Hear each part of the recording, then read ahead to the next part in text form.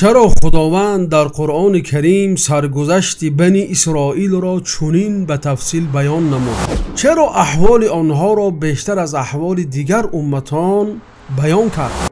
آن دو حالت فسادکاری که به آنها منسوب است کدامند و کی رخ می‌دهند؟ آن برتری بزرگ که برایشان است کدام است؟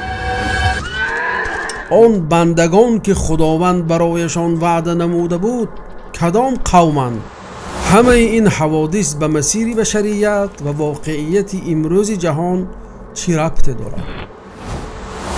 به همه این سوالها با واسطه یک سیر قرآنی به تاریخ بشریت پاسخ می‌جوییم و برای شما تاریخ را از باز آفرینش آدم تا زمان امروز مختصر بیان می‌کنیم.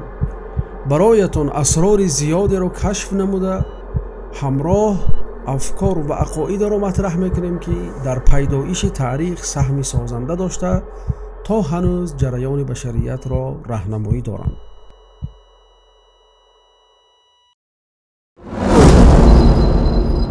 رمز سوره اسراء، وحی را تحریف نمودن بنی اسرائیل و اثر آن بر مسیر بشریت. این فیلم از کتابی که عیناً همین عنوان را دارد برگرفته شده است که مؤلف آن متخصص در آموزش یهودیت و جریان‌های سری دکتر بها امیر میباشد.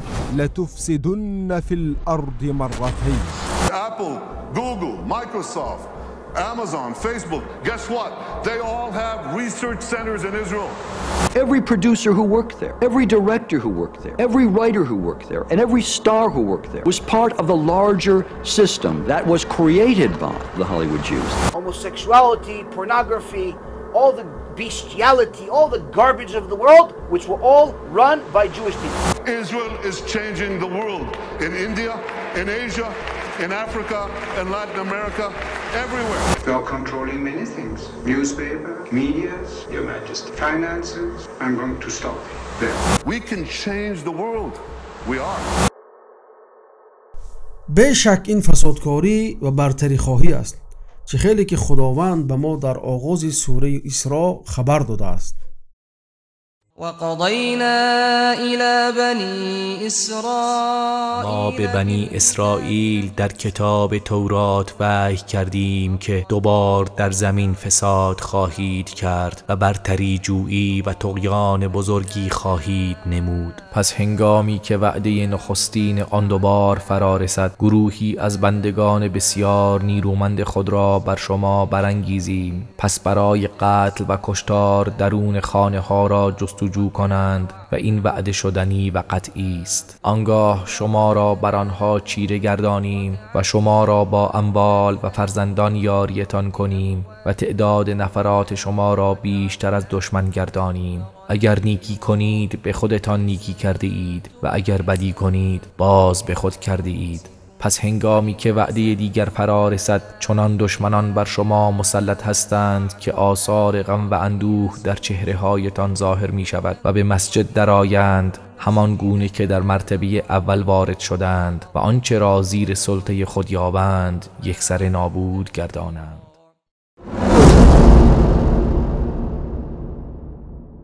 از همین آیات ها سیر ما در تاریخ آغاز می‌یابد که طریق آن اسرار سرگذشت بنی اسرائیل و نقش آن را در کجرفت مسیر بشریت کشف خواهیم کرد. از آن که خداوند می‌فرماید شما در زمین دو مراتب فسادکاری خواهید کرد، فهمیده می شود که هر فسادی که رخ می‌دهد حتما پیش از آن آبادکاری بوده است، چون که فسادکاری این از آبادکاری تحول یافتن است، یعنی دو فسادکاری و سه آبادکاری. از این معلوم می شود که سیر ما از 5 ایستگاه عبارت می باشد.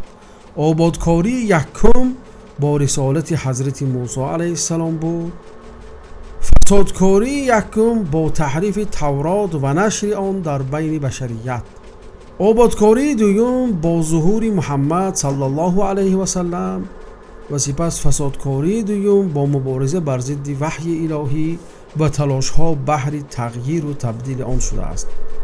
آبادکاری سوم و وعده آخرین اکنون شروع میکنیم به سیر خود.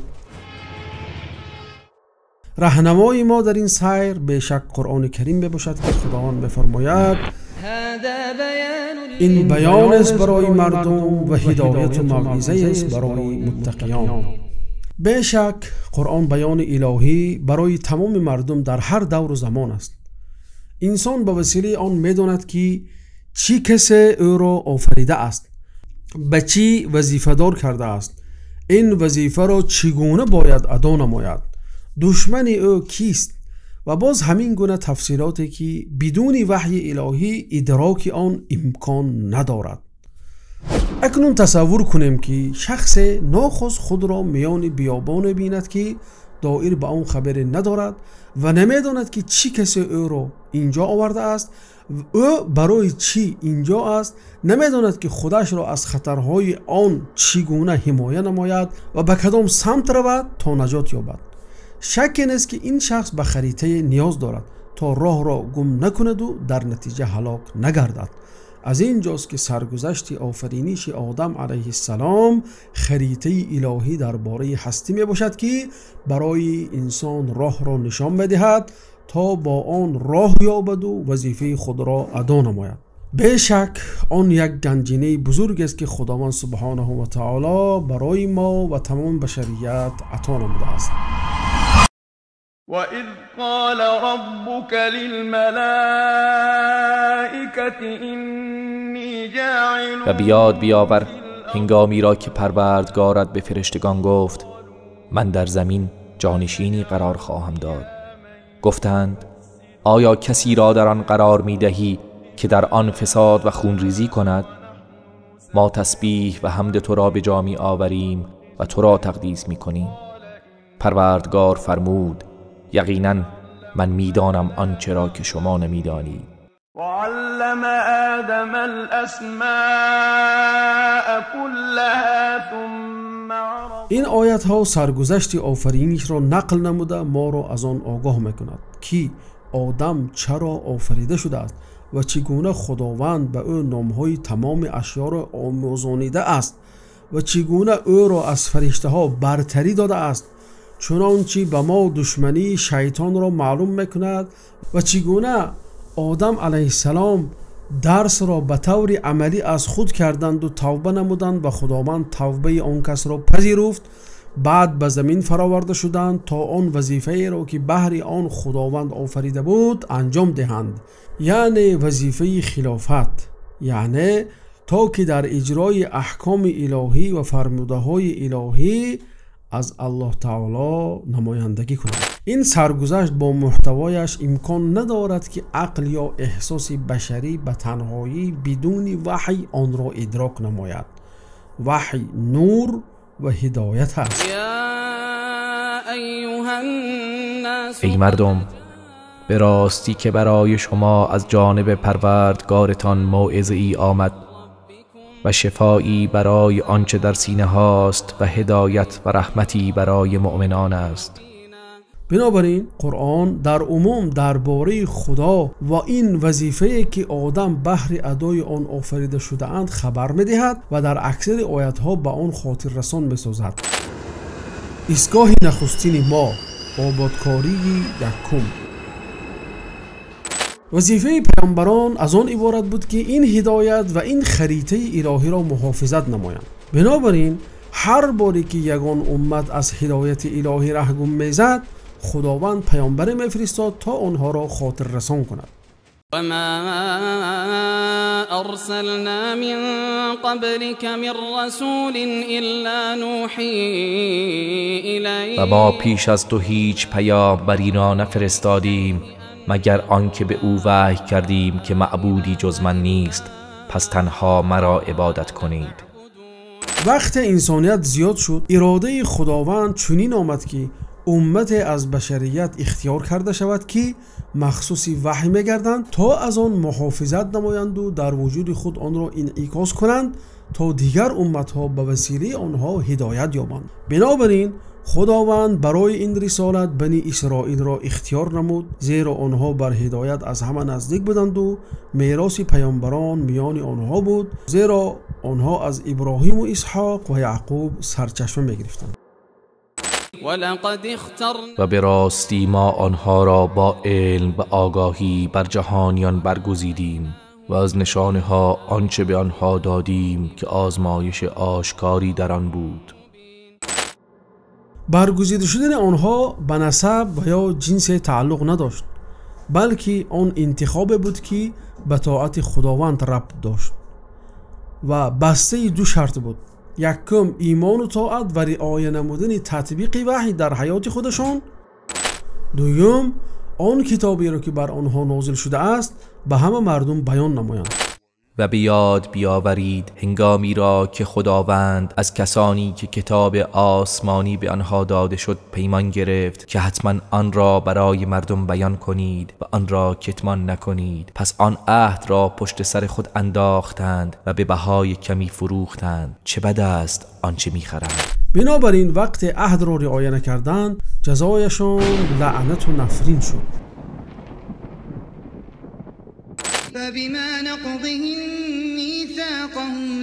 پس به خاطر پیمان شکنیشان آنها را از رحمت خیش دور ساختیم و دلهایشان را سخت گردانیدیم. سخنان خدا را از موردش تحریف می کنند و بخشی از آنچه را که به آن پند داده شده بودند فراموش کردند. و پیوسته تو به خیانت تازه‌ای از آنها آگاه می شوی، مگر عده کمی از آنان.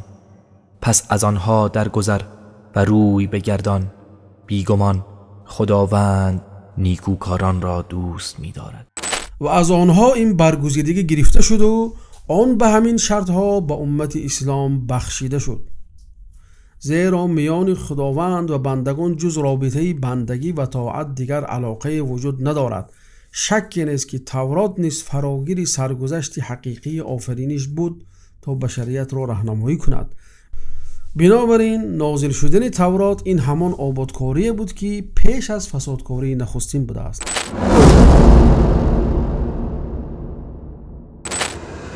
ایستگاه دوم، فسادکاری یکم. دوره فسادکاری یکم با پنهان داشتن تورات شروع شده است. چون عالمان بنی اسرائیل ادعا کردند که تورات موسی علیه السلام گم شده است، بعد گفتند که خداوند آن را بار دیگر به پیامبرشون عزیر فرستاد. بعد پس از مرگ عزیر باز گفتند که تورات گم شد. سپس برای مردم متنهای بیرون کردند که آن از نوشته های احبارشان بود. آنها گفتند که این همان تورات است، در حالی که آن خیلی تحریف شده بود. بیشترین جایهای تحریف شده آن سرگذشت آفرینش، یعنی تحریف خریطه الهی بود. بعد تحریف آن چنین شد: سرگذشت آفرینش در سفر تکوین. خدا آدم را گرفت، در بهشت عدن جا گذاشت تا در آن کار کند و از آن محافظت نماید. خدا با آدم امر نمود که از هر میوه بهشت میخورید و اما از درخت شناخت بدی و نیکی نخور، زیرا همان روزی که از آن میخوری مردن است.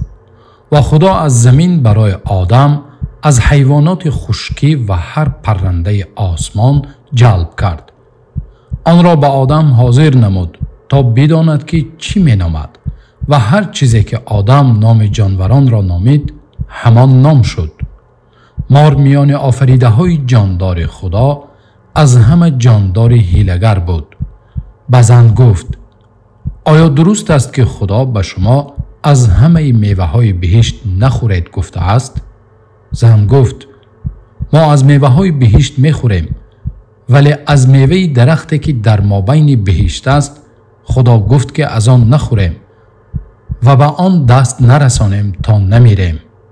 مار به زن گفت: هیچ نمیمیرید، بلکه خدا میداند که همان روزی که از آن میخورید چشمانتان باز میشود و مثل خدا از بدی و نیکی آگاه میگردید. بعد زن دید که آن درخت برای خوردن گوارا است و بدیدن زیبا و آن درخت چشم کس را می‌رباید. بعد از میوه آن گرفت و خورد و به شوهرش نیز داد. او هم خورد. هر دو چشمانشان باز شدند و دانستند که آنها برهنه اند. بعد آدم و همسرش میان درختان بهشت از خدا پنهان شدند. بعد خدا آدم را ندا کرده گفت تو کجایی؟ به زن گفت رنجهای حملداریت را وزنین میکنم و با درد زیاد بچه هایت را تولد میکنی. مردت باشد تو را اداره میکند و تو به او اشتیاق زیاد میکنی. به آدم گفت برای آنکه تو به گپ زنت گوش دادی و از آن درخت خوردی که من به تو از آن نخور گفته بودم، زمین به سبب تو ملعون است و تو از آن تمام ایام حیاتت با رنج میخوری. خدا گفت انا این انسان که مانند ما داننده نیکی و بدی شد، اکنون شاید دستش را دراز نموده از این درخت حیات هم میخورد و تا ابد زنده میماند. بعد خدا او را از بهشت عدن بیرون کرد تا در زمینی که از آن گرفته شده بود کار کند. بنابراین انسان را راند و در جهت شرقی بهشت عدن کروبیم و شمشیر سوزان گردنده برپا نمود تا راه آن درخت حیات را محافظت کند.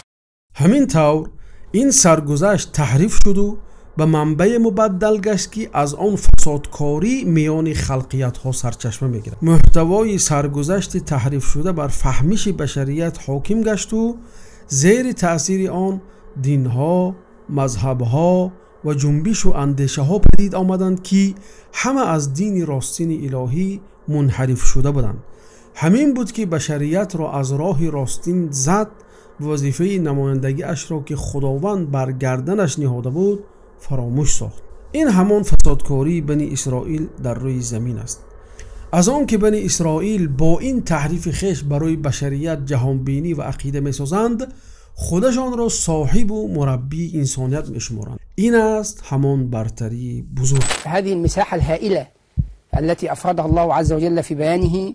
این تفصیلات بی‌مثل که خدا برای بیان سرگذشت بنی اسرائیل فراهم آورده است، هدف از آن سه چیز است. یکم اینکه نقش آنها در تاریخ انسانیت خیلی کلان است و آن اثری که به تاریخ گذاشته‌اند شبیه آن را نه در گذشته و نه حاضر یگان ملت دیگر دارا نمی باشد. دوم اینکه این آثار آنها همیشه و هر جا در هر شخص و هر جامعه هست و دیدنی می باشد.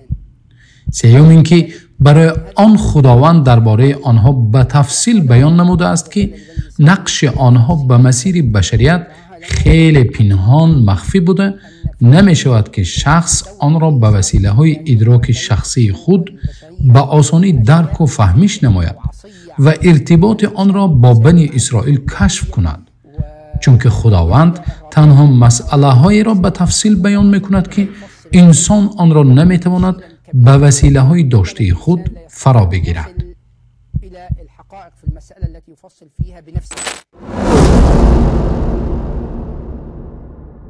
وقتی به سرگذشت اصلی برمیگردیم، آن را با این قصه تحریف شده مقایسه می نماییم، مسئله روشن میگردد. طبق سرگذشت اصلی در خریطه الهی، خدا ذات حاکم، قوی، قادر است که به چیز پیدا شو میگوید و اون چیز پیدا می شود. او فرشتگانی دارد که اطاعتکارند و گبدرا، از فرمانهای او سرکشی نمی کنند. او موصوف به تمام صفات کمال و منزه از همه صفات نقص است.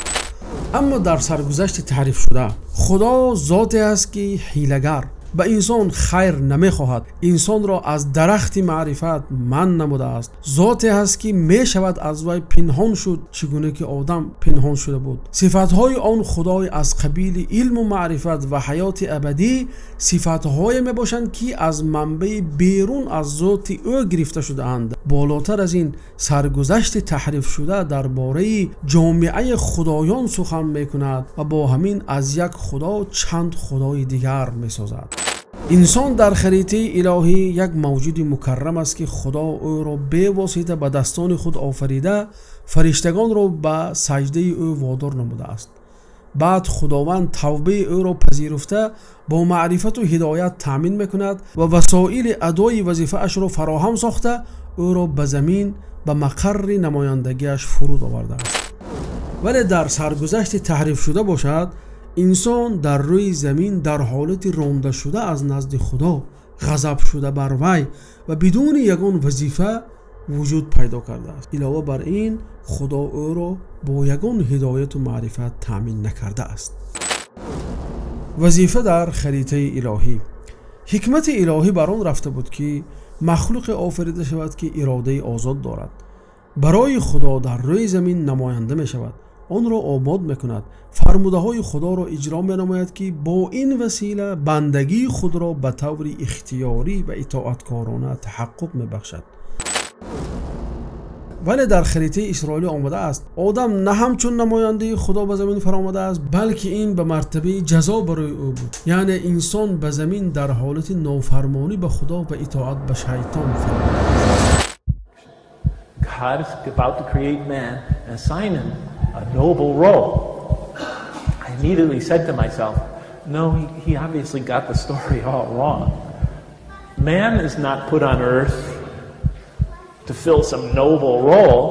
He's put on earth as a punishment. Because that's, in my religious tradition, the one of my birth, the one I abandoned, and I'm not putting it down, but that's the way the story is told. And I felt the author got confused. درخت در سرگذشت حقیقی.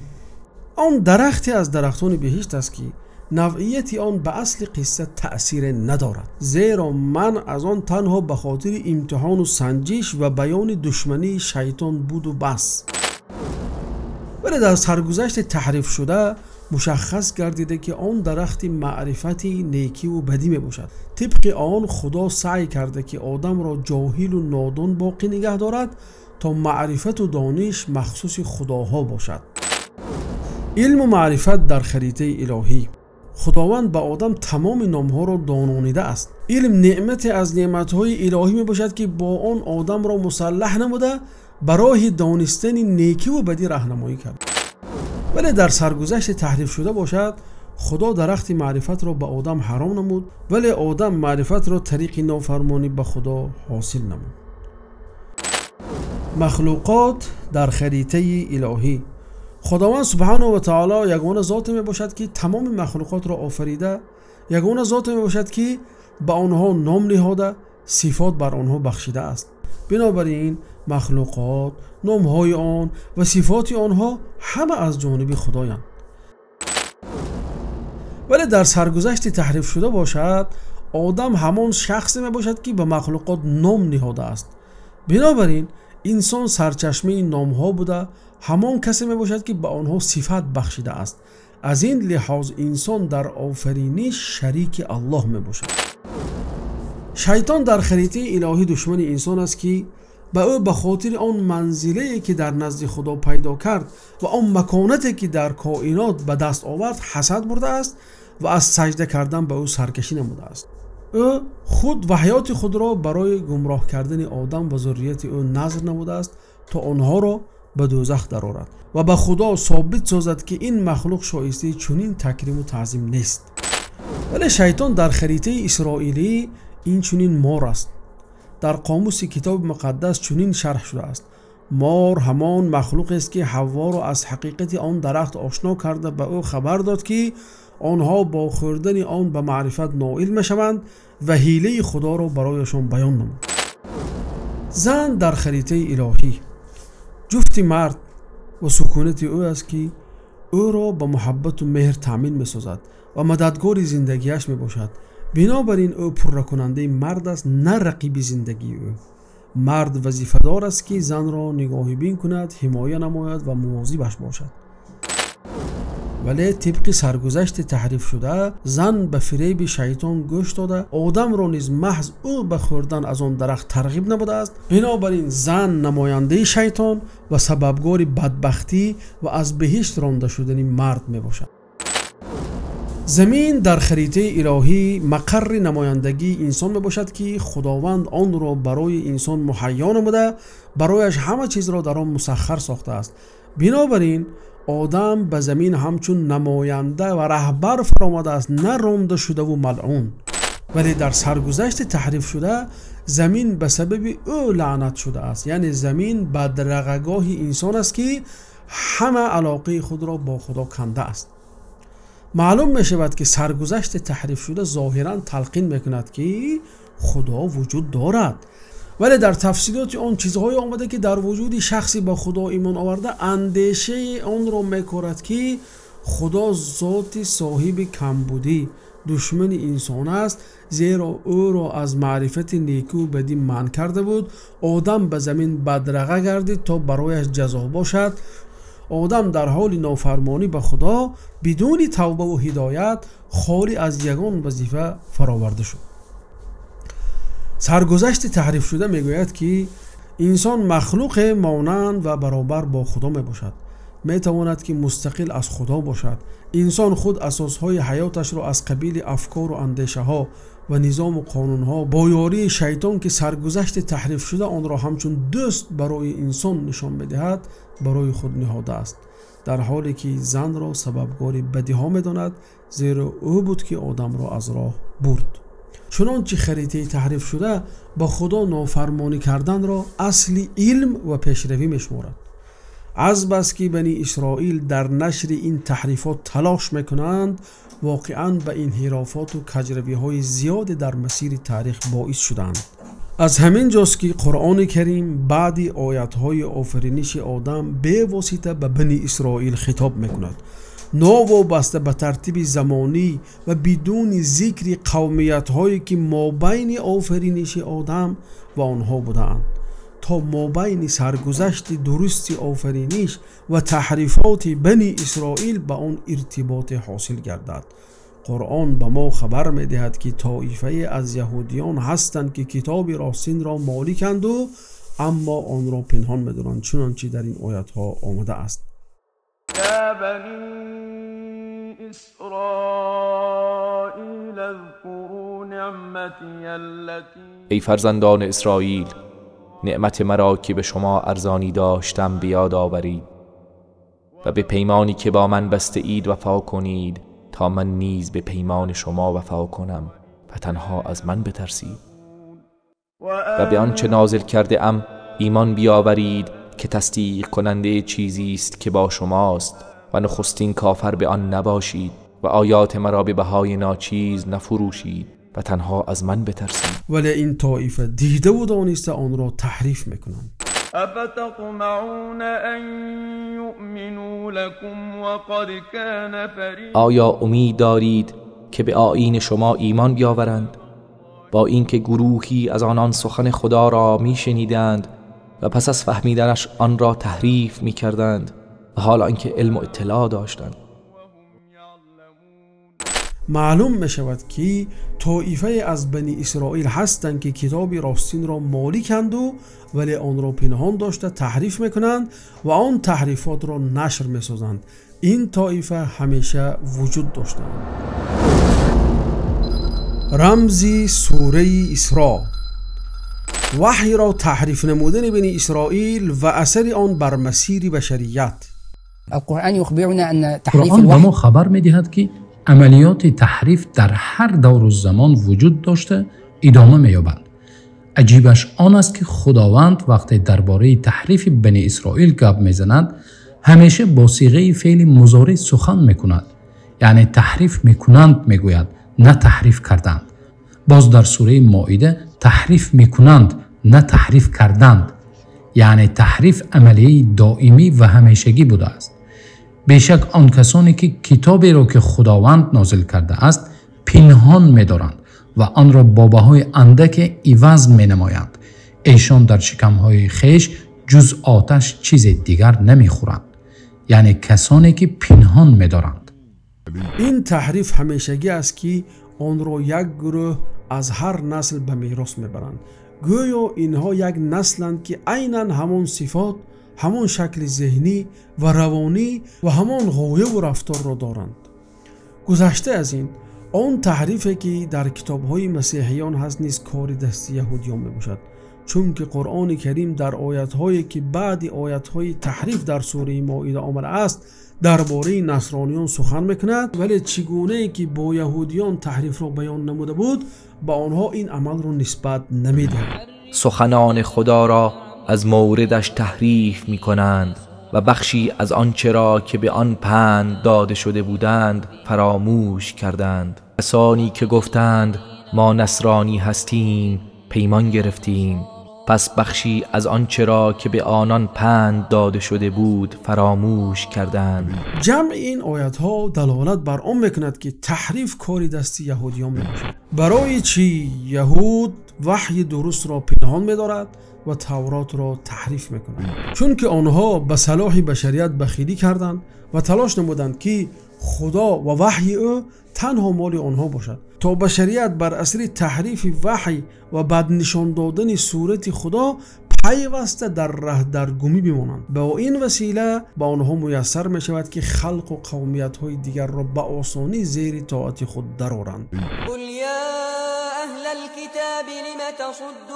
بگو ای اهل کتاب، چرا کسی را که ایمان آورده است از راه خدا باز می‌دارید و می‌خواهید آن راه را کج نشان دهید، در حالی که شما به راستی آن گواه هستید و خداوند از آنچه می‌کنید غافل نیست. از این جاست که از جمله عقیده های نادرست یهودیان این است که خدا تنها برای آنها میباشد و دیگر بیسوادان برایشان خدای وجود ندارد و آنها همه تنها بهر خدمت یهود آفریده شد. Adam زدم رادیان که من چند خبریم شده لوکیم هلوکانو ندم עכשיו אגוי מה שאין כן אלוקים עשה אותם בשביל שיעשו פה בשביל לשרת את היהודים. כל הגויים שאתה רואה שיש בעולם המיליארדים האלה הם הכל רק בשביל שהיהודים יהיה להם איזה תועלת. آنها خدای مردم را تنها به خدای بنی اسرائیل تبدیل دادند و او را بزرگ قبیله خود ساختند. وقالت اليهود والنصارى نحن أبناء. یهود و نصارا گفتند ما فرزندان خدا و دوستان او هستیم. بگو پس چرا شما را به کیفر گناهانتان عذاب می کند؟ برای همین وقتی خداوند سبحانه و تعالی حق را در امت اسلام ظاهر نمود با آنها دشمنی کردند و حسد برده باری دیگر به کفر برگرداندن آنها آرزو نمودند. بسیاری از اهل کتاب از روی حسدی که در وجودشان است آرزو دارند که شما را بعد از ایمانتان به حال کفر بازگردانند پس از اینکه حق برای آنها روشن شده است.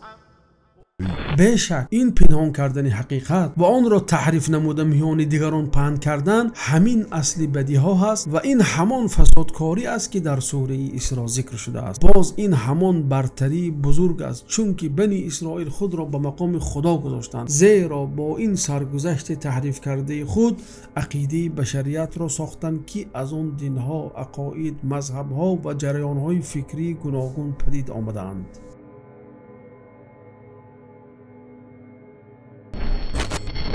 شاخه های خریطه وجود بنی اسرائیل، سرگذشت تحریف شده آفرینش همان اصلی است که از آن بیشتر دیانت های موجود سرچشمه میگیرند. سرآغاز از یهودیت تحریف شده و ادامه آن از کبله که هر دو منبع فساد میباشند تا هندویی، عقیده های یونان و روم قدیم و زرتشتی و حتی مسیحیت نیست. این همه در دوره فسادکاری یکم پیش از اسلام. در دوره فسادکاری دوم باشد بی خدایی و دنیویت و لیبرالی و کمونیستی و ملتگرایی و محلگرایی و جریان عصر نو و جریانهای باطنی ظهور نمود. حتی پرستش شیطان هم پدید آمد. اینها همه شاخه و ادامه های همین تحریف می باشد.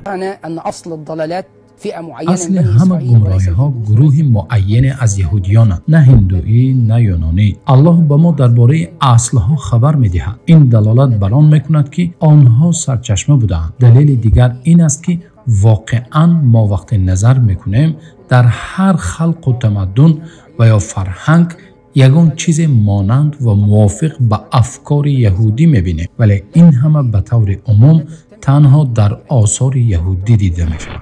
ادامه نخستین و تأثیر بی‌واسطه این تحریفات در کباله بود که آن تصوف باطنی یهودی می باشد. پیروان آن اعتقاد دارند که خداوند شریعت را به طور نوشته که آن تورات است به موسی بخشید و شریعت شفاهی را که آن تلمود است به حاخام‌ها وحی نمود. علاوه بر این باز یک شریعت پنهانی به خاصگان حاخامان نازل کرد که این همان کباله هست. و با موسی 30 شب وعده نهادیم و آن را با 10 شب دیگر کامل کردیم. پس میعاد پروردگارش با او 40 شب تمام شد. آیات‌های سوره اعراف به ما درباره چیز دیگر خبر می‌دهند که آن این است که میقات حضرت موسی علیه السلام در 40 روز انجام یافته است و بعد از آن دیگر ملاقات نشده است. با همین پیشی راه آن گرفته شده است که کسی بگوید که باز دیگر ملاقات با خدا وجود داشت. زیرا یهودی باطنی و یا کباله دعوا دارند که حضرت موسی علیه السلام با خدا نه یک 40 روزه بلکه 3 بار 40 روزه ملاقات نمودند. در ملاقات یکم خداوند به آن کس الواح را داد و امر نمود که آن را به عموم بنی اسرائیل برسانند. در ملاقات دوم به آن کس معناهای چقور تورات را تفسیر کرد و امر نمود تا آن را به خاصگان بنی اسرائیل از راهبان تعلیم کنند. در ملاقات سیوم باشد موسی به خدا گفتند که تورات یک کتاب مرموز است و سپس خداوند طبق دعوای یهود به آن کس رمزهای آن را آموخته است و فرموده است تا این را تنها به یک طایفه مخصوصی بنی اسرائیل بکشایند. بنابراین آنها محفل و حرکت‌های پنهانی سازمان می‌دهند تا این اسرار را در آن بیاموزند. برای همین کباله این عقیده اعضای محفل‌های مسانی و حرکت‌های پنهانی میباشد. اکنون بعضی از تفصیلات از این عقیده برایتون پیشکش می‌شود که از آن اصل دیانت‌های دیگر و پیوند آن به کباله معلوم می‌گردد و دانسته می‌شود که این عقیده الیتی حکمران میباشد. طریق این تفصیلات از هدف‌های آنها آگاه می‌شویم. آنها اعتقاد دارند که انسان و دیگر موجودات پیش از آن که آفریده شوند در درون ذات الهی بود و آنها با واسطه درخت حیات که آن ذات آفریده الهی است آفریده شدند و آفرینش با یاری کفیدن و یا برآمدن پدید آمده است، نه به اراده و قدرت خدا. به اعتقاد آنها این درخت حیات از 10 بلور نورانی عبارت میباشد که در 3 ستون برابر به ترتیب گذاشته شده‌اند. هر بلور به یکی از صفات الهی اشاره میکند. آدم اول در درون درخت حیات تصویر کرده میشود و هر عضو از او در مقابل یکی از صفات خدا قرار میگیرد. در عین زمان جزء از کائنات را تشکیل میدهد، یعنی خدا، انسان و موجودات یک چیز بوده که آن عین عقیده وحدت الوجود می باشد. خدا از نگاه آنها خنثی می باشد که در او صفات نارینه و مادینه به هم آمدند. بنابراین درخت حیات که از آن ذات آفرنده الهی به شمار می رود از مردانگی در طرف راست و زنانگی در طرف چپ آن عبارت می باشد. به هم آمدن مرد و زن هنگام علاقه جنسی آنها را به همان صورت اصلی می گذارد که پیش از جدا شدنشان از خدا بر آن قرار داشتند و این عمل به آنها به بالا شدن و پیوست شدن به خدا مساعدت می نماید. این است عقیده اتحاد. بنابراین از نگاه جنسی به هم آمدن مرد با زن که نزد آنها هیروس گاموس یعنی اتحاد مقدس نامیده می شود یک نوع از رسم دینی آشکاری می باشد که در تعلیمات کباله مقام محترم و معظمی دارد. جریان های سری، جمعیت های عبادت شیطان، جمعیت های ساحران و جادوگران و امثال اینها همه بر اساس تعلیمات کباله سازمان یافتند. از این لحاظ پهن کردن و نشر فرهنگ جنسی یکی از وسیله‌هایی هستند که برای با خدا بودن و پیوست شدن با او استفاده می شود. این همان چیزی است که آن روزها برای نشر آن در مکتب‌های عالم طبق توصیه سازمان ملل متحد از سن 4 سالگی تلاش می‌کنند. Like I said, it's going to be compulsory for 4-year-olds. Parents actually have very little rights because the state has decided to make it compulsory. It's not, like I said, just an isolated case. It's actually a strategic movement that is being rolled out globally. It's being pushed by the United Nations, something called Agenda 2030, that is pushing what we're calling compulsory sex education into all schools worldwide.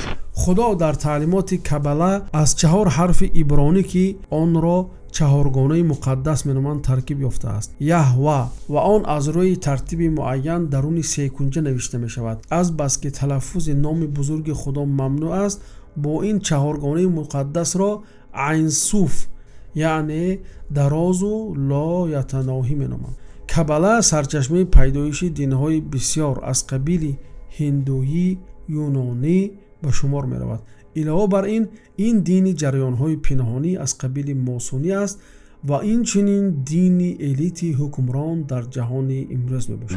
So these awards are given to me by the Jewish community for different things, and this is the Tree of Life, which is a very big award in terms of everything that I stand for. It means so much to me.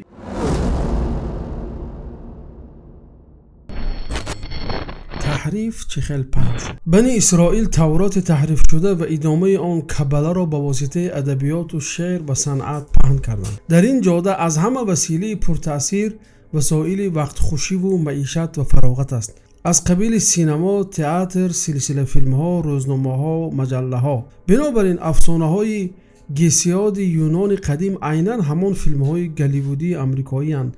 عیناً همان افسانه های 1001 شب عربی می باشند. We can't stress too much how pervasively Jewish the movie industry was in New York before World War I. Not that Jews were making movies or acting in movies, but there probably would not have been an extended Jewish family in New York at that time who did not have some relatives involved in some aspect of the movie industry, which was really a mom-and-pop industry of storefront theaters in not very elegant neighborhoods. Every producer who worked there, every director who worked there, every writer wwho worked there, and every star who worked there was part of the larger system that was created by the Hollywood Jews. Harry Warner, who with 3 of his brothers brought sound to the motion picture, was born in Poland. Universal founder Carl Laemmle came from a small town in Germany. Louis B. Mayer, who gave us the glory years of the MGM studio, was born in a Russian Jewish village. William Fox and Paramount's Adolf Zucker were both born in Hungary. Fox's studio merged with 20th Century Pictures to form 20th Century Fox. در کار پهن کردن شخصان گمنام و بی‌نسب مشغول بودند که در گوشه و کنار جهان گشته در جایهای مستقر می شدند که کسی آنها رو نمی شناخت. بعد مؤسسه های تشکیل می کردند از قبیل جمعیت های ادبی، علمی، سازمان های سیاسی و یا جریان های دینی که به وسیله آن افکار و فلسفه های خود را ترویج می نمودند. به این راه فهمیش مردم را با وجود آورده عقیده و رفتار آنان را دگرگون می‌کردند. I'm not sure that there was an quote American dream before the Jews came to Hollywood and invented it. What you had was a westward movement and you had the idea of freedom, but you didn't have what we have today, which is a popular culture that creates dreams. That's a dream factory. Once the studios were in place, the Jewish moguls produced hundreds of feature-length films each year. Movies that presented America with a new vision of itself. A vision that was very different from that of the establishment filmmakers of the Edison Trust. They got to put their hopes and aspirations and mythologies about what a perfect life would be like, which is something I think people probably spend a long time thinking about when they have a very imperfect life with a great deal of persecution, disempowerment. You know, what would the system be if we could make it up and show it to you? They created their own America, an America which is not the real America. It's their own version of the real America. But ultimately, this shadow America becomes so popular and so widely disseminated that its images and its values come to devour the real America. And so the grand irony of all of Hollywood is that Americans come to define themselves by the shadow America that was created by Eastern European Jewish immigrants who weren't admitted to the precincts of the real America. In the 1920s and 30s, movie houses became temples of the new Hollywood religion. Jewish values made kitsch. 75% of all Americans went to the movies at least once a week. This kind of movie-going was religious because it had to do with worship. It had to do with the screen being larger than you were. طرز کارگیری جماعت و طایفه‌های یهودی که مابین کشورهای گوناگون میگشتند و ظاهراً از دین و آیین محلی پیروی میکردند نیز چنین بود. آنها نیز به طور ظاهری رسم و آیین آن خلق را رعایت میکردند و نامهای آنها را به خود گرفته چنین وانمود میکردند که گویا آنها نیز جزئی از جمعیت محلی اند، در حالی که آنها پنهانی یهودیت خود را نگه می‌داشتند. میان هم خانه‌دار می‌شدند و رسم آیین و نام‌های یهودی خود را از نسل به نسل میراث می‌دادند. Often the first thing to go was the Jewish name. The Hollywood Jews were obsessed with erasing anything Jewish in their films, their lives, and the lives of their stars. Theodosia Goodman became Theda Bara. Sofia Kosso became Sylvia Sidney. Isser Danielovich Dembski became Kirk Douglas. Leo Jacobi became Lee J. Cobb. Shirley Shrift became Shelley Winters. Bernard Schwartz became Tony Curtis. David Kaminsky became Danny Kaye. Edward Iskevitz became Eddie Cantor. Melvin Hesselberg became Melvin Douglas. Muni Wiesenfreund, a star of the Yiddish Theater, became Paul Muni. Emmanuel Goldenberg became Edward G. Robinson. The G was a reminder of who he really was. Nice Jewish girls, such as Lily Palmer, Julie Holliday, and Lauren Bacall, or Betty Persky, helped to define the American woman. در حالی که آنها پنهانی یهودیت خود را نگه می‌داشتند، میان هم خانه‌دار می‌شدند و رسم و آیین و نام‌های یهودی خود را از نسل به نسل میراث می‌دادند. طرز کارگیری جمعیت‌های پنهانی کبله نیز چنین است. از مشهورترین شخصیت‌های آن پیفاگور بود. پیفاگور از نخستین فیلسوفان حساب بدی می‌شود و او اساسگذار یکی از قدیم‌ترین جمعیت‌های پنهانی میباشد. جمعیتی که طریق آن او توانسته بینش بنی اسرائیل را که دایر به آفرینش داشتند پهن نماید. پیفاگور سال 570 پیش از میلاد از پدری که بسیار سیاحت میکرد به دنیا آمده است. احتمال زیاد وجود دارد که اصلی او از فینیقیان بود. فیلسوفان من بعد از او تاثیر زیاد گرفته‌اند.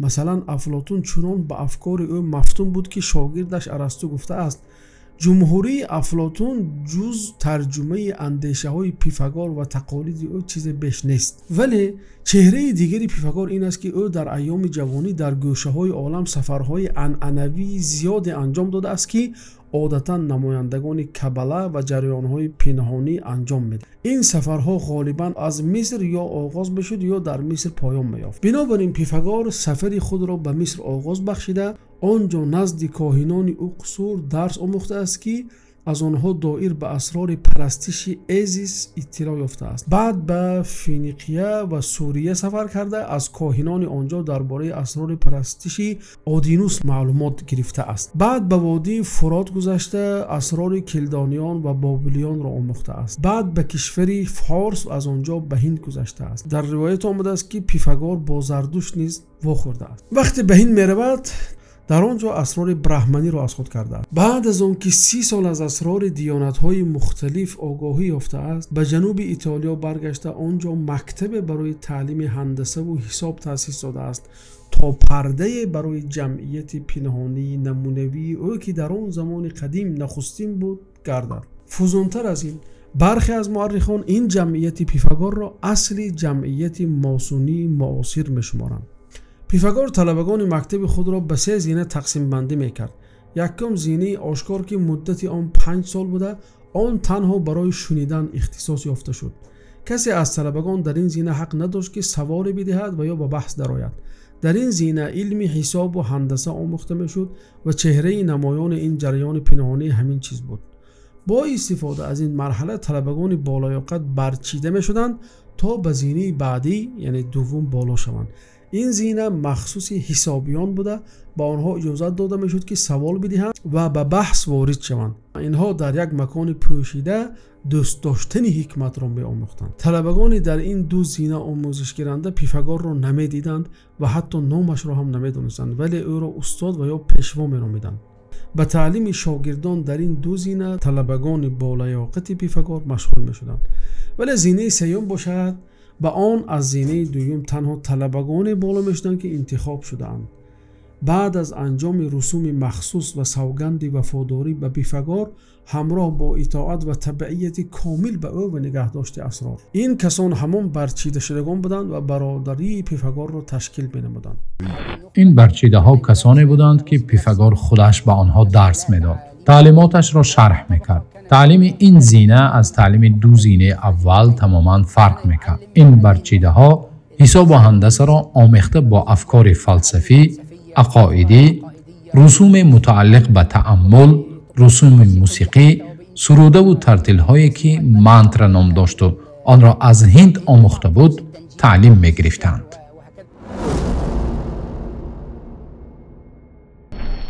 همین طور این نخستین جمعیت پنهانی می شود و نسبت به دیگر جمعیت ها به ماسونی از همه مانند می گردد. قریب نسخه تماما شبیه برادران نور می شود که آن را آدم ویسگاوپ در باواریا تأسیس نموده بود و آن آتش انقلاب فرانسوی را افروخته بود. خدا از نگاه پیفاگور ماند نام داشته دارای جسم نورانی می باشد. خدا خیرد والای می باشد که از آن همه چیزی در هستی بوده پدید آمده است و آن در هر چیزی وجود داشته حلول نموده است. وی همان نیروی می باشد که به وسیله وجود آن هر چیز به حرکت می دارد. خدا طبق این عقیده به عین صوف که در کبله رایج است مانند می باشد. هستی از نگاه پیفاگور سه عالم است: عالم والا که آن عالم خدای بزرگ است، عالم بالایی که آن عالم خداهای جاوید است و عالم پایانی که عالم دیده شونده است که آن از هستی، انسان و سایر مخلوقات عبارت باشد. هر عالم از کره عبارت است. کره های عالم بالایی و پایانی در درون عالم والایی جای گیرند. این معنای آن را دارد که وجود مخلوقات در درون عالم خدا است. این همان عقیده وحدت الوجود است و این همان عقیده کبله می باشد. پیفاگور می گفت که ما بین انسان و هستی و خدا تماسی همیشگی وجود دارد، بنابراین اینها همه یک مجموعند. این پندار به درخت حیات که کبله اعتقاد دارند مانند است. پیفاگور این چنین اعتقاد داشت که خدا در انسان حلول میکند یا با وی متحد می شود، یعنی عقیده اتحاد و حلول که عین عقیده کبله است می باشد. شاگردان او نیز اعتقاد داشتند که خدا به او حلول نموده است. He believed that mathematics and philosophy and an understanding of the divine all went together. Pythagoras identified numbers as the most fundamental elements of creation. In 518 BC, Pythagoras opened a school in the Croton region of southern Italy. His carefully selected disciples were called mathematicoi. Their initiation was rigorous. 3 introductory years, followed by 5 years of absolute silence, then 5 more of training. Only then were students ready to learn the most sacred mysteries of numbers. They believed that number was like God. پیفاگور شماره ها را مقدس می‌شمارید و آن را افاده کننده خدا و هستی و موجودات می‌دانست. هر یکی از آنها شماره مخصوص خود را دارند که این عیناً همون عقیده کبله است. او مانند پیروان کبله رقم 10 را مقدس می‌دانست و سیکنجه داشت که 10 نقطه دارد. این به درخت حیات کبله که 10 بلور دارد راست می‌آید. این چیز باز به انصاف کبله مانند می‌باشد. بنابراین حقیقت این است که پیفاگور تعلیمات کبله را با کمی از روپوش‌های علمی می‌آموزانید. با راهی به همین مانند هندویی و عقیده‌های یونانی و رومی پیدا شده مسیحیت تحریف شده است. رمزی سوره اسراء، وحی را تحریف نمودن بنی اسرائیل و اثر آن بر مسیر بشریت.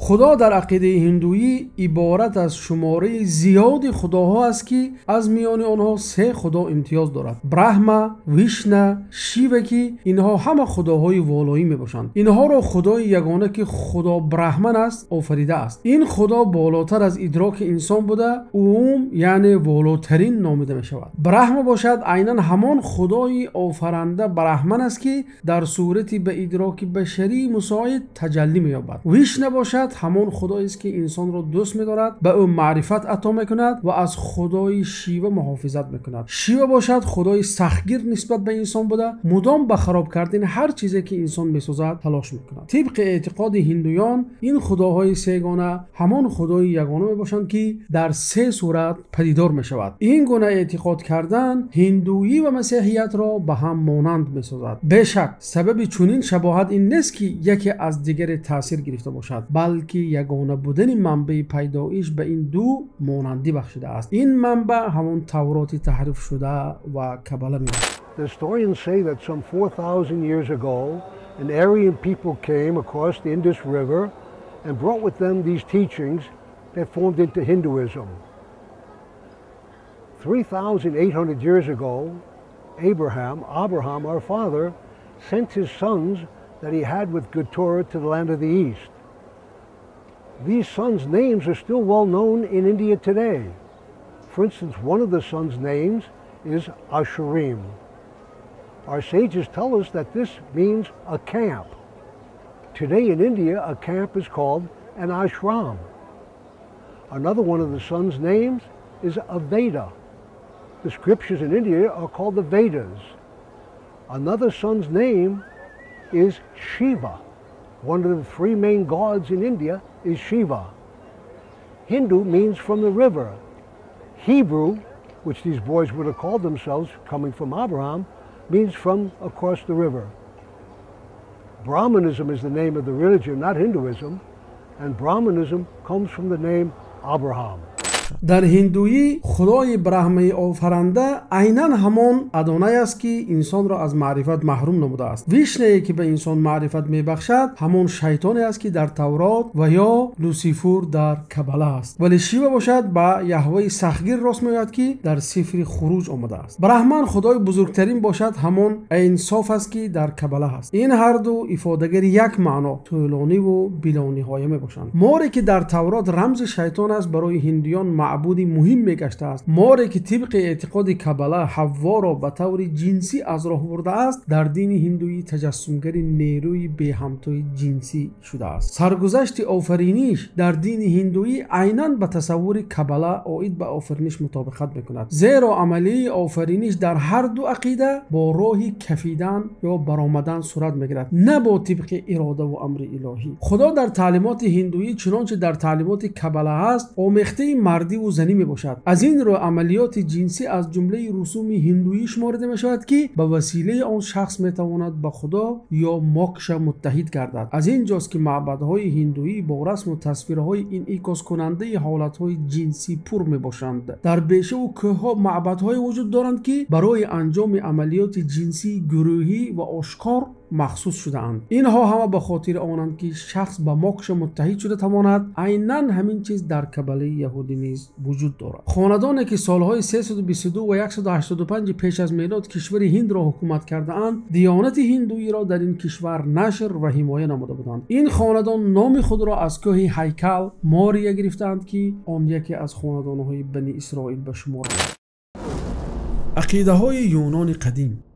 در غرب قصه نیست که از جهت موقع و یا نقش آن به فهمیش هستی به افسانه پرومته دزدنده آتش شباهت داشته باشد. حتی به سطح اندیشرانی دانشمندان و ادیبان و اهل سیاست و هنر نیز تأثیر بی اندازه گذاشته است. پرومته در عقیده یونانی همان کسی است که از خدای خدایگان یونانی زفس آتش را دزدیده آن را به انسان بخشیده است. این همان آتش دانش و معرفت است که انسان را در دانش و معرفت به خداها شباهت داده است. از زمان عصر احیا یا اینجانی پرومته رمزی آزادی اراده و اندیشه و طغیان و سرکشی بر قید و بندها شده است. اندک پیش از انقلاب فرانسه این افسانه در پهن کردن روحیه انقلابی بر ضد کلیسا و پادشاهی نقش بزرگی داشته است. ولی یونانی ها معرفت خداشناسی را چگونه حاصل نمودند؟ از دست کی آن را آموخته اند؟ آنها این چیز را طریق داستان حماسوی تولد خدایان که به شاعر قدیم گسیاد تعلق دارد از خود کردند. این داستان همان خریطه هستی است که یونانیان داشتند. این خریطه در یک جایگی با ایلیاد و اودیسه زمینه اساسی به تمدن یونانی را تشکیل می‌دهند. مورخان گسیاد را نخستین اقتصادچی جهان معرفی نمودند، زیرا در نوشته‌های او اندیشه‌های اقتصادی دیده می‌شود که سابقه ندارند. ثمره‌های علمی مختلف او نه به حالت اجتماعیش که او یک شخص دهقانی عادی بوده است و نه به زندگی و تاریخش هیچ موافقت نمی‌کنند. این موافقت نکردن که در وصف‌های گسیاد و عمل‌هایش دیده می‌شود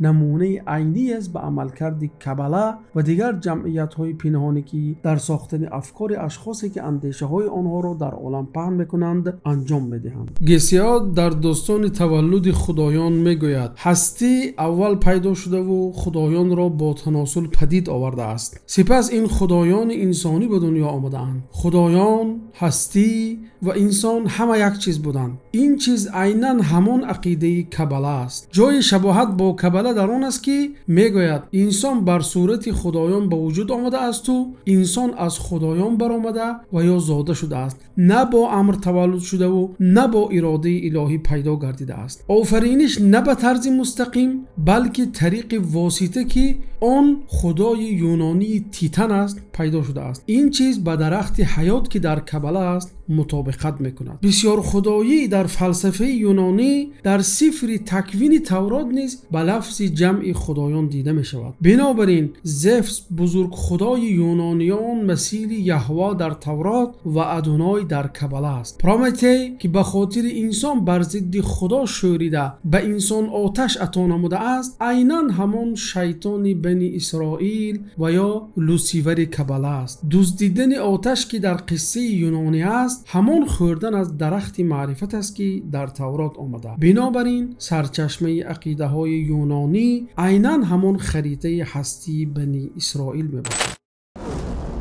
دولت روم. رومیان اکثر خدایان یونانی را بعد گذاشتن نامهای لاتینی به آن از خود کردند. آنها نیز عیناً همان عقیده و فلسفه های یونانی را برداشتند. بنابراین دولت روم یک ساختار سیاسی و نظامی بزرگ بود که بر اساس فرهنگ یونانی بنیان شده است. از اینجاست که فتوحات روم برای فرهنگ یونانی راه را باز نمود تا با تمام مرزهایی که دولت روم میرسد آن نیز رسیده باشد. بنابراین فرهنگ یونانی و عقیده و فلسفه و ادبیات آن در تمام آن خلق و قومیت ها تأثیر بی اندازه داشت.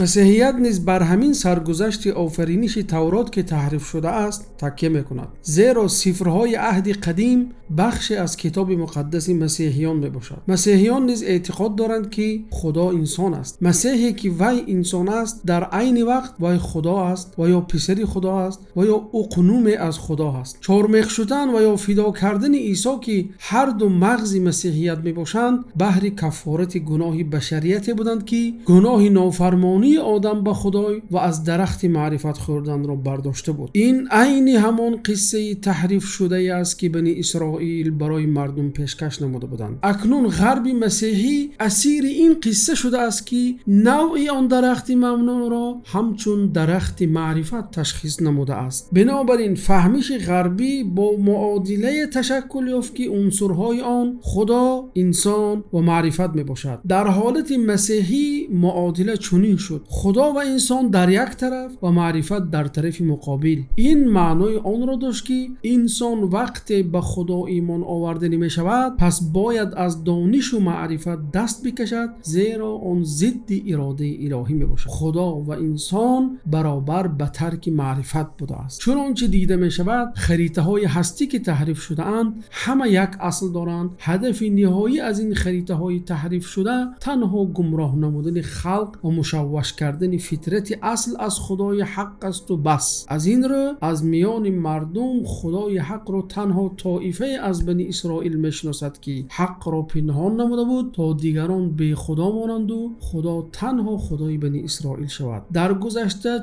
چنین خواسته بودند و حالا هم چنین میخواهند.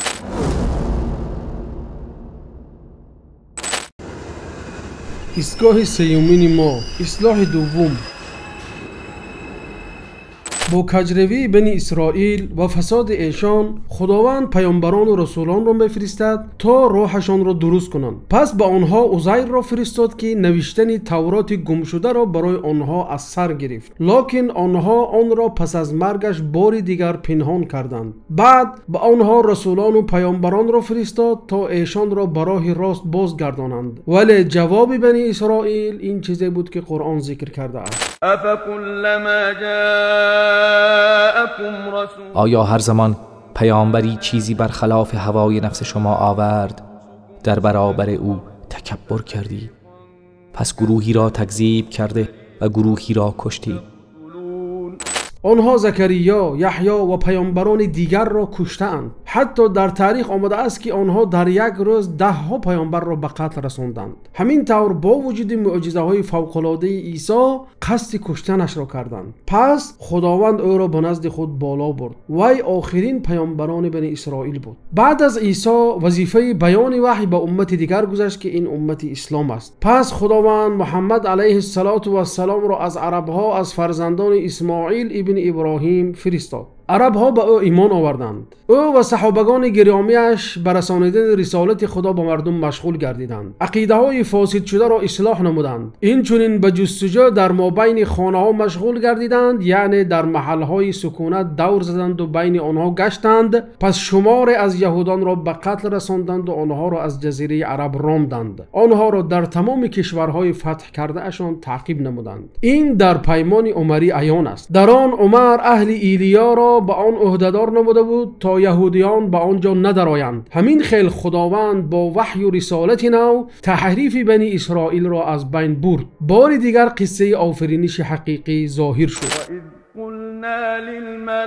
یاد بیاور هنگامی را که به فرشتگان گفتیم برای آدم سجده کنید، پس همگی سجده کردند جز ابلیس که سر باز زد و تکبر ورزید و از کافران شد. و در کتاب خدا تا روز قیامت باقی میماند. آن را عربها و مسلمین در تمام کشورهای فتح کرده اشان پهن نمودند. پس اهالی این کشورها اسلام آوردند و خدای یگانه را پرستیدند و به ابلیس و شیطان کافر شدند. با این وعده اول سوره اسراء عملی گردید. پس هنگامی که وعده نخستین آن دوبار فرا رسد، گروهی از بندگان بسیار نیرومند خود را بر شما برانگیزیم، پس برای قتل و کشتار درون خانه ها را جستجو کنند و این وعده شدنی و قطعی است. این چیزی است که صحابگان پیامبر خدا فهمیدند که آنها همان بندگان فرستاده خدایند تا آن فسادی کرده بنی اسرائیل را اصلاح نمایند. از برای همین جواب ربعی ابن عامر به رستم سرلشکر فارس واضح بود. وی چنین جواب داد: ما قومی هستیم که خداوند ما را فرستاده است تا بندگان را از عبادت بندگان به عبادت پروردگار بندگان و از ظلم دینها به عدل اسلام و از تنگی دنیا به پهنایی دنیا و آخرت براریم. این وعده اولی است و آن اصلاح دوم است. اصلاح اول رسالت موسی علیه السلام بود. ایستگاه چهارم ما، فساد دوم. دوره فساد دوم از وقت بعثت پیامبر محمد صلی الله علیه و سلم بلا فاصله آغاز یافت. آنها به ضد دعوت نو مبارزه بردند. کوشش قتل پیامبر صلی الله علیه و سلم را کردند. به عهد با او کرده اشان خیانت کردند، ولی خداوند او را به بالای آنها غالب گرداند. پس با راه فریب کوشیدند و بعضیشان اسلام را ظاهرا قبول نمودند، چنان که عبدالله ابن سبی یهودی اسلام آورده آتش فتنه را بین مسلمانان المسلمین شعله‌ور نمود. با کوشش‌های وی فرقه شیعه تأسیس یافت، اما بیرون از دیار اسلام آنها با ویران کردن دین نو، ترسانیدن از آن و اغوا انداختن به ضد پیروان آن مشغول شدند. همچنین پهن نمودن تحریف قصه آفرینش را دوام داده، از حرکت‌های سری، واسطه‌های اخبار عامه، فنون، ادب و غیره استفاده بردند. پس عقیده‌ها و مذهب‌های نو پیدا شدند. بعداً چون در عصرهای آخر به حکومت دولت‌های اروپا دست یافتند، این دولت‌ها را در ویران کردن دولت اسلام و برگشتنشان به زمین مقدس و حاکم شدنشان استفاده بردند تا قول خدای تعالی حقیقت پیدا کند.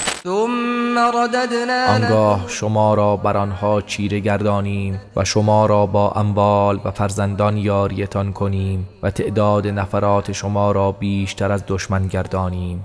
جمعیت در این آیت واقعا به معناهای گوناگونش عملی می شود، زیرا آنها سرلشکر یعنی آماده برای جنگ هستند، چنان که دولت‌های غرب و شرق با ایشان سفربر می شوند. آنها از سبب صاحب بودن و دست داشتنشان به اکثر واسطه‌های اخبار جهانی صاحب طبل زیاد یعنی نقاره ها هستند. از نتیجه فساد دوره دوم این تشکیل شمار زیاد دینها، مذهبها و عقیده‌های استناد شده به قصه آفرینش تحریف شده تورات بود. نمایانترین این مذهبها و اعتقادها این مذهب گومنیستی، دنیوی، لیبرالی، اتئیستی، ماسونی، عبادت شیطان، سازشنامه جمعیتی، حرکت عصر نو و مفهوم آزادی زن، نظریه اِوولوسیا و مارکسیستی می باشد. همه اینها شاخه ها یا ادامه یا جوابیه ها به تحریف این قصه ساخته شده می باشد.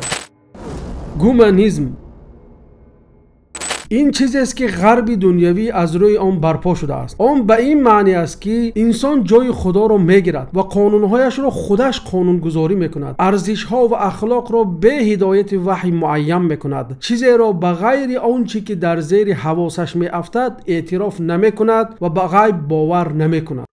گومنیسم این نگاه غیر دینی به عالم می باشد. به جای نظر کردن به وحی یا حاکمیت برای درک هستی به دلیل‌های عقل نظر میکنیم. به جای نظر کردن به قاعده‌های اخلاقی که بیرون از دایره انسان آمده است، ما در این زمانه برای آفرینش اخلاق به انسان نظر میکنیم. اینچنین برای آفرینش معنا به زندگیمان به جای کافتوکاو بیرونه درباره بعضی معناها برای دادن ارزش به وجودی که زندگی میکنیم نقطه نظر انسانی را به اعتبار میگیریم. مردان و زنان در حیات ما اخلاق را میآفرند و دستگیری میکنند. گرچه گومنیسم انقلاب در مسیحیت باشد هم، ولی در حقیقت آن دو روی یک سکه هستند. در هر دوی اینها خدا انسان میباشد. غرب در این دو حالت اسیر این قصه هست که نوع درخت را معین کرده است که آن بیشک درخت معرفت است. غرب با معادله‌ای که عنصرهایش خدا و انسان و معرفت است تشکیل یافته است. در حالت مسیحیت معادله این بود که خدا و انسان برابر به ترک معرفت است، اما در گومنیسم معادله این شد که انسان و معرفت برابر گردید با اطاعت نکردن از خدا. این خودی همون معادله دنیویت است.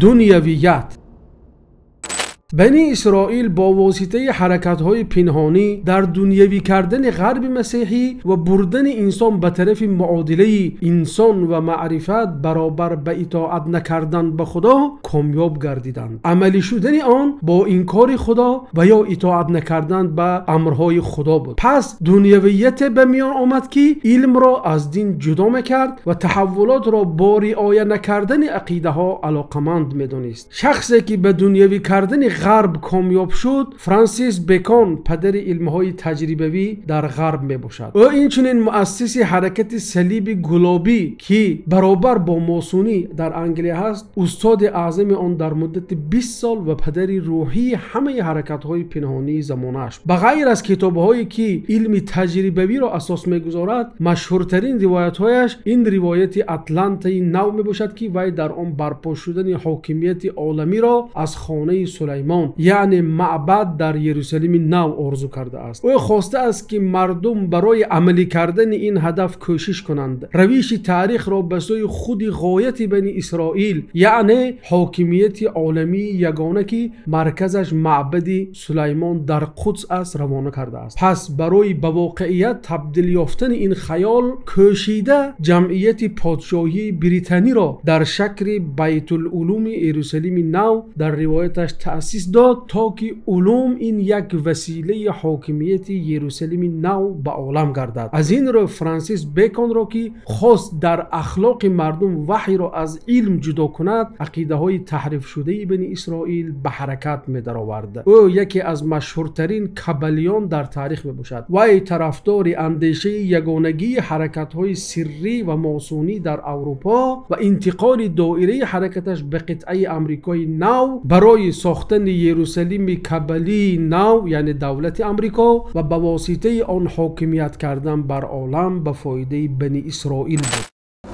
اتئیسم، بی خدایی. And it's my view that the simplest explanation is there is no God. اتئیسم این دوام دنیویت است. آن ثمره اساسی قصه آفرینش تحریف شده می باشد. خدا در قصه تحریف شده سزاوار خدا بودن نیست و انسان در آن خدا یا شبیه خدا است. امکان دارد که از او مستقل باشد بلکه همچون عکس العمل عقلی این سفسطه ها را یعنی گویا وجود خدا را انکار کند. بنی اسرائیل در پهن کردن اتئیسم در بین عامه به ویژه بعد از خراب کردن کلیسا در انقلاب فرانسه که آن را ماسونی ها تشکیل و اداره می‌کردند عمل کردند. عبادت شیطان و ماسونیسم. عبادت شیطانی در جمعیت‌های سری انتشار یافته از خود این اصل پخته رسیده است. آلبرت بای کاهن اعظم ماسونی در قرن 19 میگوید شیطان در کباله با خدای یهوه هموزن است و وی شر نیست بلکه خدای خیر است که به خدای ادونای عصیان کرده است. بیایید به برادری ماسونی تابع بیناکاران آزاد برمیگردیم که رمز اعظم در نزد آنها حرف جی است. بیایید به ستاره از تازگیش نظر میکنیم که آن یک شکل دیگری ستاره داوود است. حقیقتا ستاره داوود به طور کامل در بسیاری از معبدهای ماسونی وجود دارد. چرا؟ زیرا ماسونی این یک شاخه یهودیت و اینچنین از کباله است. روزنامه منبر یهودیت 28 اکتبر سال 1927 نوشت که ماسونی به یهودیت تکیه میکند. تعلیمات یهودی را از ماسونی دور کنیم پس چی باقی میماند؟ در درجه های بالایی ماسونی به اعضا خبر میدهند که حوا را اغوا نمودن شیطان به اغوای جنسی تبدیل یافته است. این چنین آنها میگویند فرزندان قاین ابن ابلیس کسانی اند که به بشریت شکارچگی، زراعت و کسب و کار را آموزانده اند. از این سبب عبادت شیطان در محفل های ماسونی و بین سران حاکم انتشار یافته است. اکثر آن شخصیت ها یک دین پهن نشده را پیروی میکنند. آن آدمان بیشترشان بندگان شیطان بودند. حقیقتا به یک چیزی غیر مادی خدمت میکنند که آن را لوسیفر شیطان مینامند. ماسونی از ثمرناکترین وسیله های یهودیان در نشر تحریف و تشکل عقل غربی است. آنها با واسطه آن به حاکمیت فکری و عقیدوی و اداروی سران غرب و مفکرانش دست یافتند. لیبرالیسم.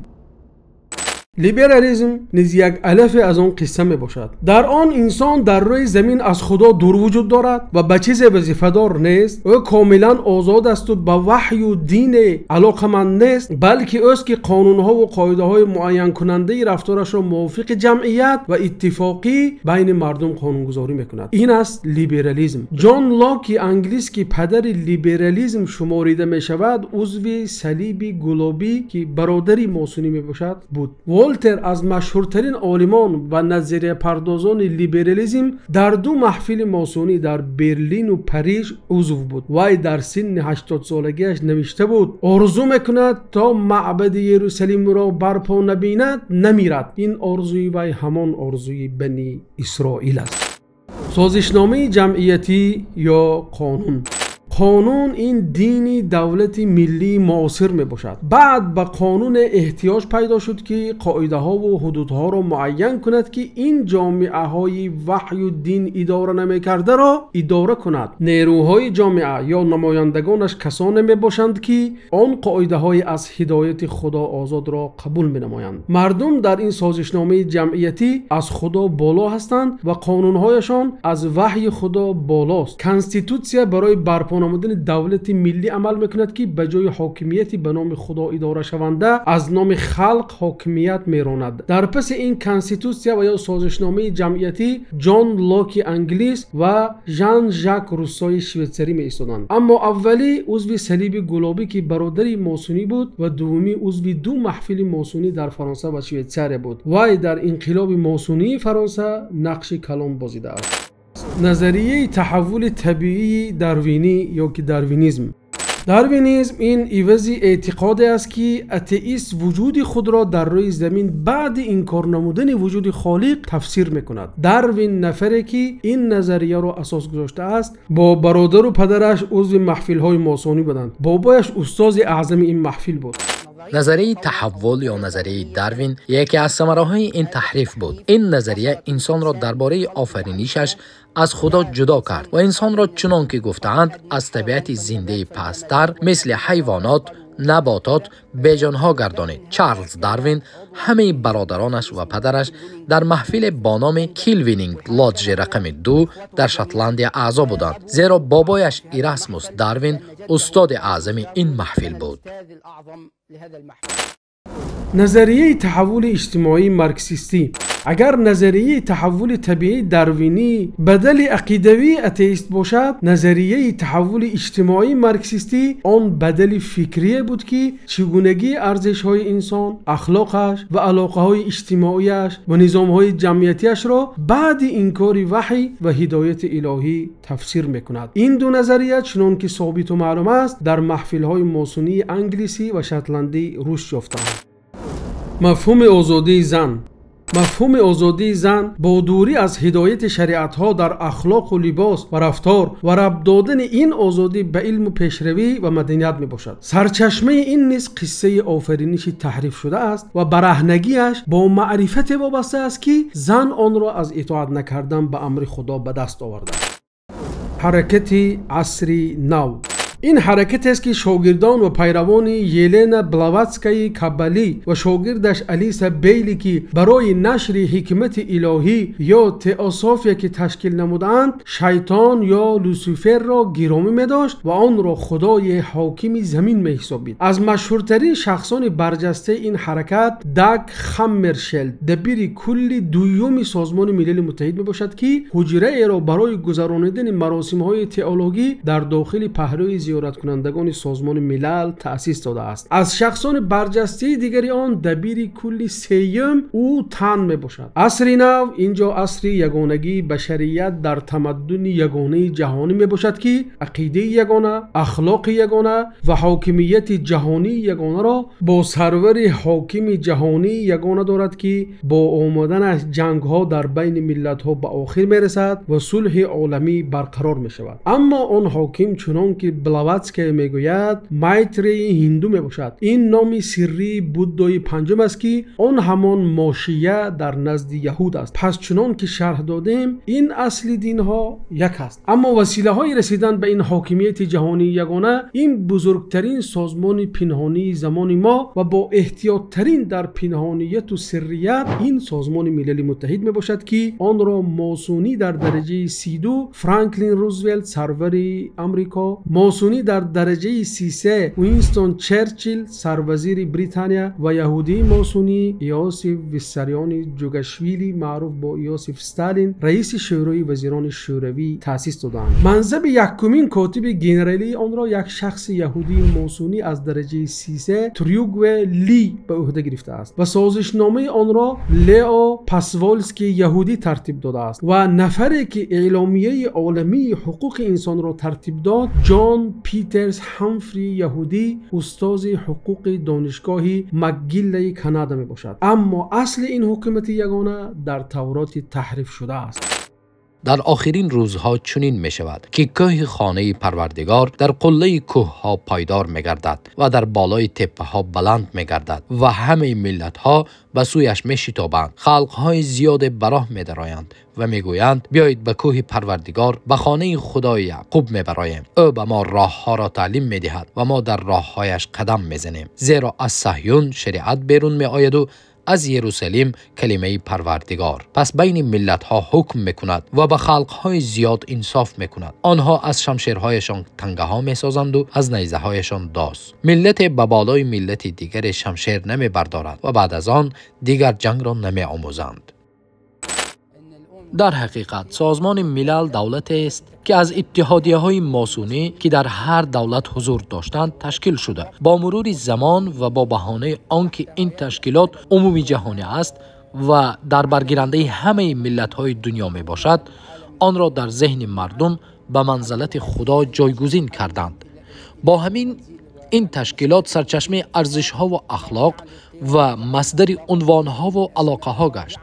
هر کسی اگر کاری را انجام دهد و شما به آن اعتراض نماید، میگوید سازمان ملل چنین گفته است و یا چنین قرار کرده است.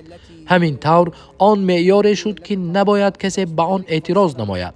این یک نمونه ایدئالی برای آن است که چگونه عالم سر و پنهانی توانست با نشر تحریف و دروغ به ذهن انسانیت استیلا یابد.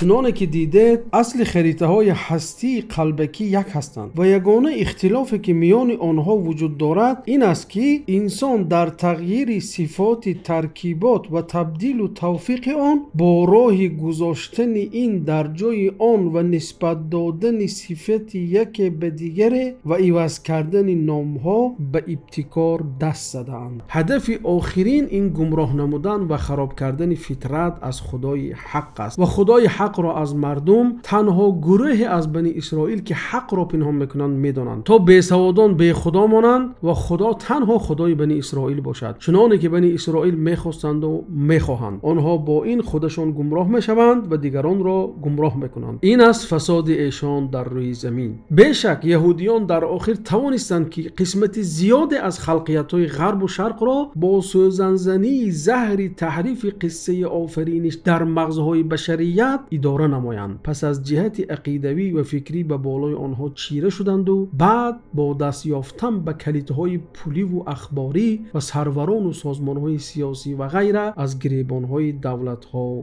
گرفتند. دیرتر به تخت پشت آن اروپایی سرکش سوار شدند و در بالای او به زمین مقدس بعد از رانده شدن و ممنوع الورود شدن به آن از سال 131 میلادی برگشتند. آنها در آنجا در مدت 18 عصر موجودیت رسمی نداشتند تا اینکه دولت اسرائیل را به کمک انگلیس ها در سال 1947 برپا کردند تا با عملی نمودن آرزویشان با ساختن حاکمیت جهانی یگانه در زیر امارت سرور از ایشان که عالم را از معبد سلیمان با کمک سروران دولتی بلکه محلی اداره میکند سعی نمایند. آنها حال عالم را به این سمت تیره میدهند و کوشش از بین بردن مهمترین مانعه ها را میکنند که آن اسلام است. این آن برتری بزرگشان است که از پس آن وعده دوم می آید. رمزی سوره اسراء، وحی را تحریف نمودن بنی اسرائیل و اثر آن بر مسیر بشریت.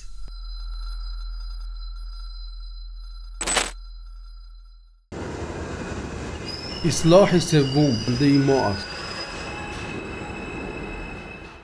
اصلاح سوم و وعده آخرین را با دور کردن فسادکاری بنی اسرائیل و نابود کردن برتریشان و در آمدن بندگان خدا از امت محمد علیه السلام به مسجد اقصی چنانچه بار اول به آن در آمده بودند انتظار هستیم و محو ساختن برتری بنی اسرائیل چه خیلی که در آیات‌های سوره اسراء آمده است.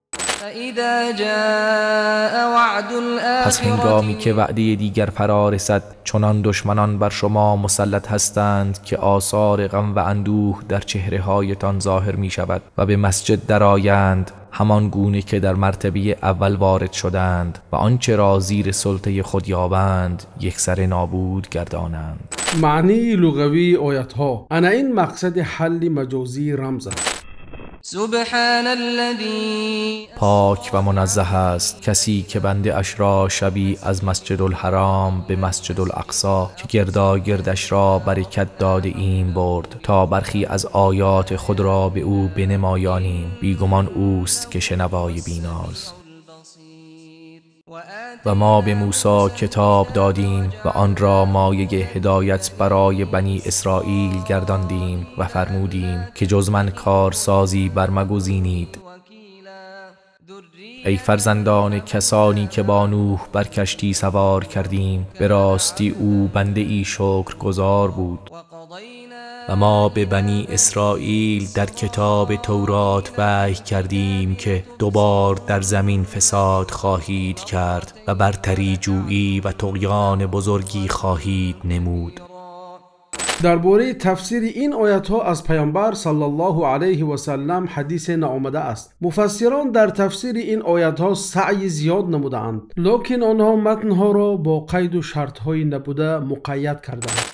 قیدهای مفسران فقط به پند و عبرت مقید نمودن هدف آیات ها، نه چیزی بزرگتر از اینها. مقید نمودن اخبار آیات ها به این معنی که آن در زمان گذشته رخ داده است، با وجود نبودن دلیل یا برهان از آیات ها برای گفته هایشان. ذکر شدن مسجد اقصی در آیات ها مفسران را به این گمان وادار کرده است که آنها فسادکاری را به زمین مقدس خلاصه کرده اند و گفته اند در آمدن بندگانی که خدا به سر ایشان میفرستد در حالت وجود داشتن بنی اسرائیل در زمین مقدس عملی می شود. لیکن آیه قرآنی به ما خبر می دهد که آن در مراتبه فسادکاری دوم است، نه در اول. مقید نمودن معنی فسادکاری و برتری فقط به معنی مادی بدون معنی عقیدوی. پس تفسیرشان درباره فسادکاری با عصیان و مخالفت حکمهای تورات محدود می شود که همه این حکم گناه را دارد، نه فسادکاری را. درباره فسادکاری که اینجا لفظ قرآنی است چی فکر دارید؟ آنها برتری را به معنی بی‌عدالتی، طغیان و دشمنی تفسیر کرده اند. اگر این آن برتری موردی نظر می بود، ایمپریاهای روم، بریتانیا و امریکا به این صفت اولاتر بودند، زیرا یهودان هیچگاه دولتی را مثل زوراوری یا با نفوذی یا با قوتی یا ظالمی این ایمپریاها نداشتند. مقید کردن مراتبه ذکر شده درباره فسادکاری به حادثه های چون قتل زکریا یا یحیی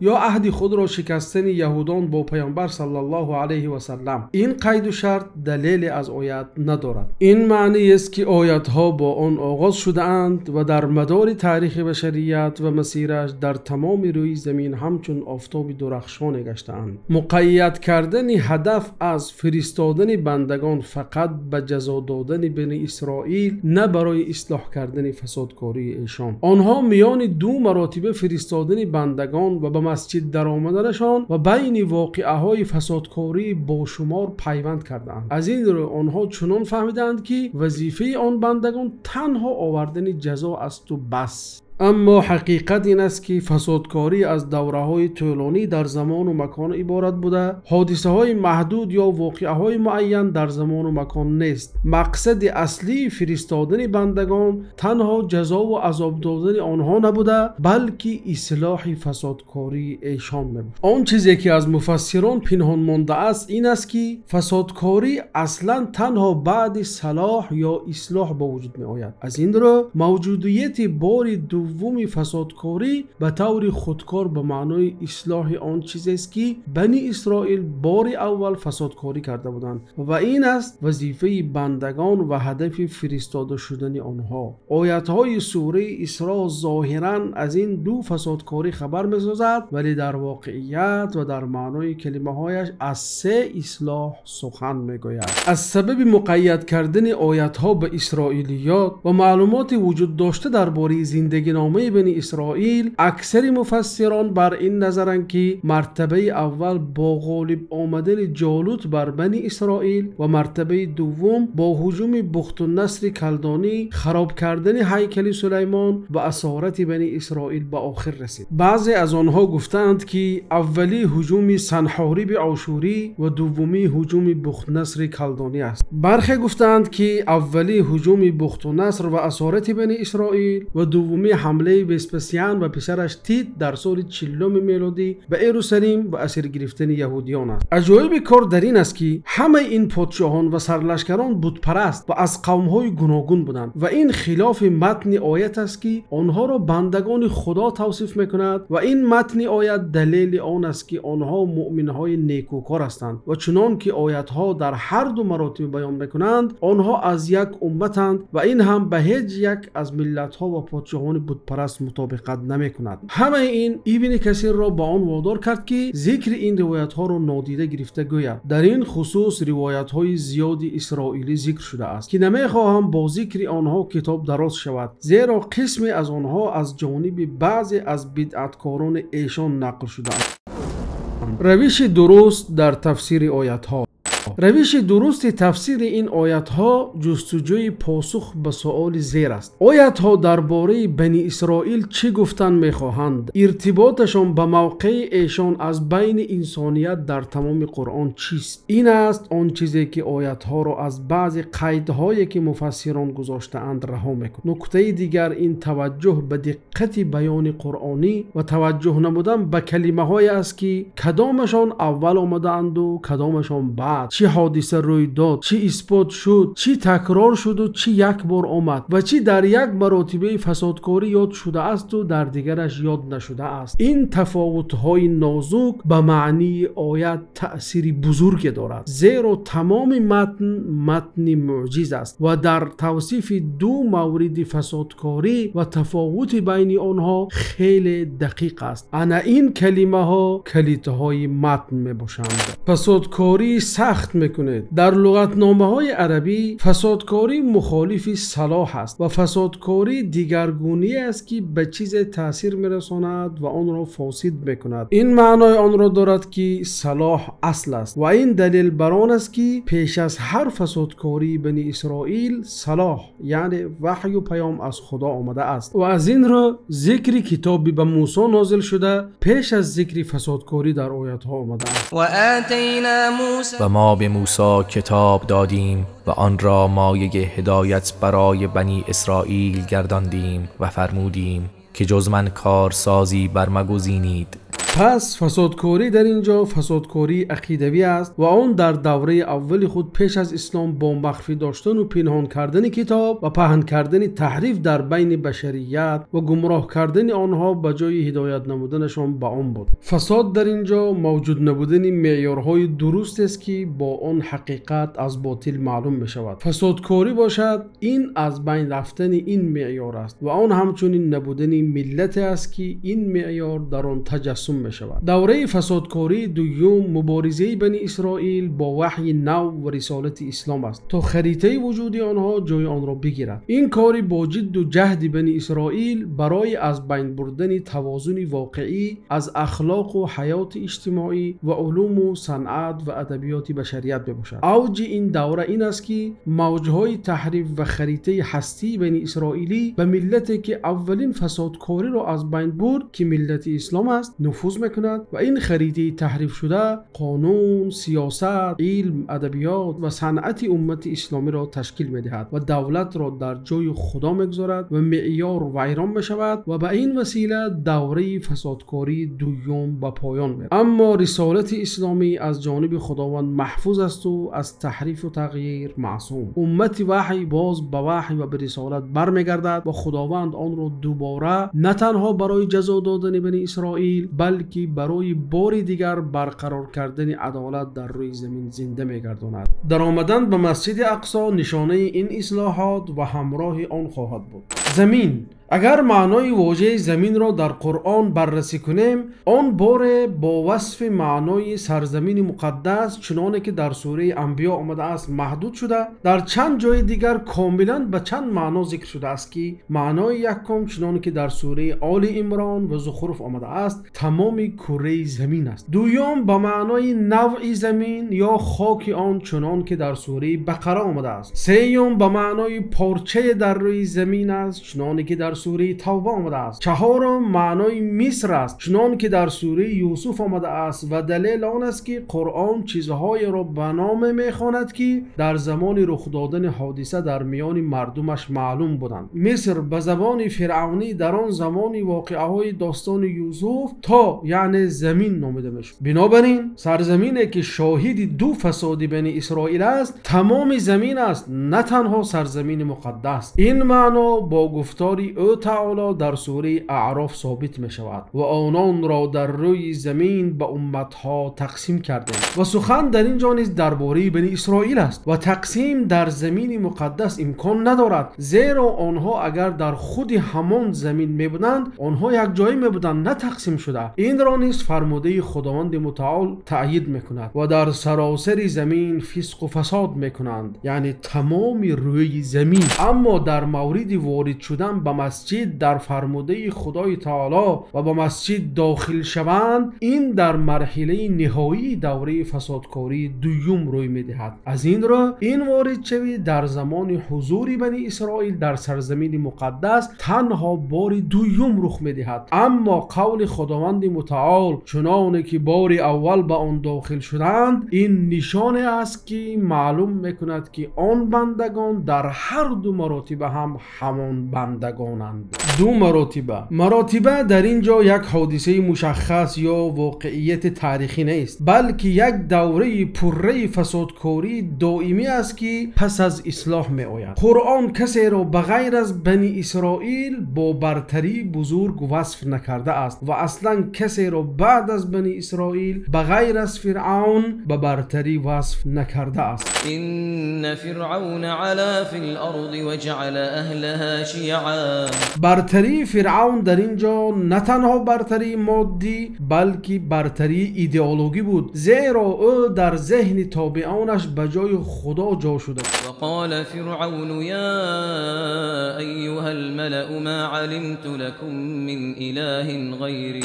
او خود را سرچشمه نیکی و بدی و معیار درست و نادرست قرار داد. قال فرعون ما اریکم الا ما ارى وما اهدیکم الا سبیل الرشاد. از این رو مقصد از برتری بنی اسرائیل خود همان برتری فرعون با تشکل اعتقادها، تصورات و ارزشها برای انسانها در سراسر جهان توسط وحی تحریف شده بود. اگر در اینجا مطلب از برتری تنها برتری مادی از طریق ظلم، تکبر و داشتن سلاح می بود، ایمپریاها و دولت‌های بزرگ از بنی اسرائیل در برتری اولاتر بودند.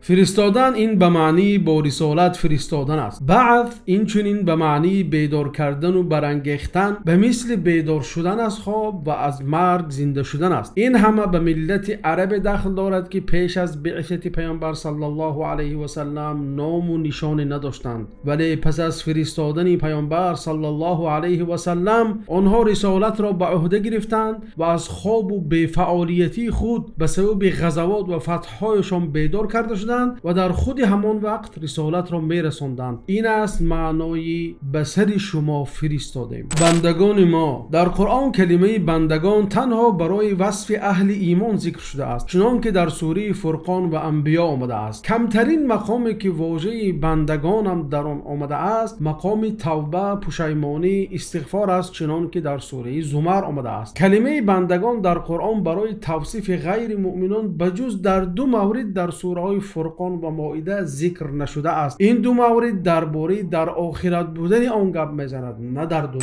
کلمه بندگان خدای متعال به صفت بندگان ما علاوه کرده شد و اراده خدا به اراده آنها تبدیل یافت. چهره های شما را ناخوش سازند، یعنی زشت و رسوا گردانند، و در قرائت اهل کوفه چهره های شما را زشت گرداند، یعنی خداوند چهره شما را زشت گرداند، و در قرائت دیگر چهره های شما را زشت کنیم، یعنی ما میتوانیم چهره شما را زشت کنیم از روی خبری خدا درباره خودش. یعنی این است اراده خدا درباره ناخوش کردن چهره بنی اسرائیل در وعده مراتبه دوم. پس اراده این بندگان اراده خداست و بندگان در هر دو مورد همانها هستند چنانه که در آیاتها بیان شده است. آنها هنگام فسادکاری دوم همه وقت حضور دارند، زیرا چیزی نوشته خدا به بالای آنها جاری شده بود.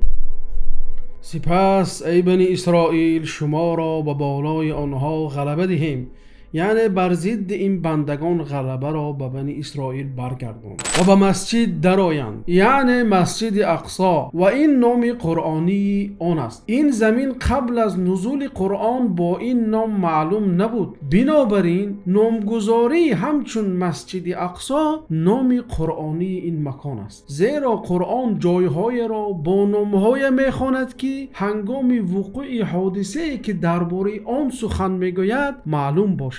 این دلیل آن است که بنده هایی که هر دو مراتب وارد مسجد می شوند بعد از مسجد نامیده شدنش است، یعنی پس از نازل شدن سوره اسراء نه پیش از آن. این روایت های را رد می کند که گویا بندگان بخت و نصر و یا کسان دیگری هستند که به سر بنی اسرائیل فرستاده شده بودند و آنها بسیارند. یعنی اگر وعده مراتبه دوم فرا رسد شما را گروه گروه از قبیله ها و منطقه های گوناگون در یک جا که آن سرزمین مقدس است برای اعلان پایان فسادکاری دوم و عملی شدن وعده آخرین جمع می آورند. محمد رسول خداست و کسانی که با او هستند بر کافران سخت گیر و در میان خود مهربانند. آنها را در حال رکوع و سجده می‌بینی که از خداوند فضل و خوشنودی می‌طلبند. نشانی درست کاری آنها در چهره‌هایشان از اثر سجده نمایان است. این توصیف آنها در تورات است. آیت سوره فتح این معرفی ملت اسلام در تورات بوده با وصف آیت سوره اسراء مطابقت میکند. با همین این دو آیت در وصف آن بندگان مطابقت میکند که در برابر کافران شدید و سختگیر هستند برابر با بسیار نیرومند و پیکارجو هستند و در حال رکوع و سجده میبینی که از خدا فضل و خوشنودی میطلبند با بندگان ما برابرند. این معنی آن را دارد که خداوند بنی اسرائیل را در تورات با بندگانی که به سوی آنها میفرستد یعنی محمد رسول الله و همراهانش آشنا کرده است. وعده اجرا شدنی است. این وعده در تورات آمده با فرستادن بندگان به سر بنی اسرائیل برای اصلاح فسادکاری آنها و آشکار ساختن حقیقت پنهان کرده اشان میباشد.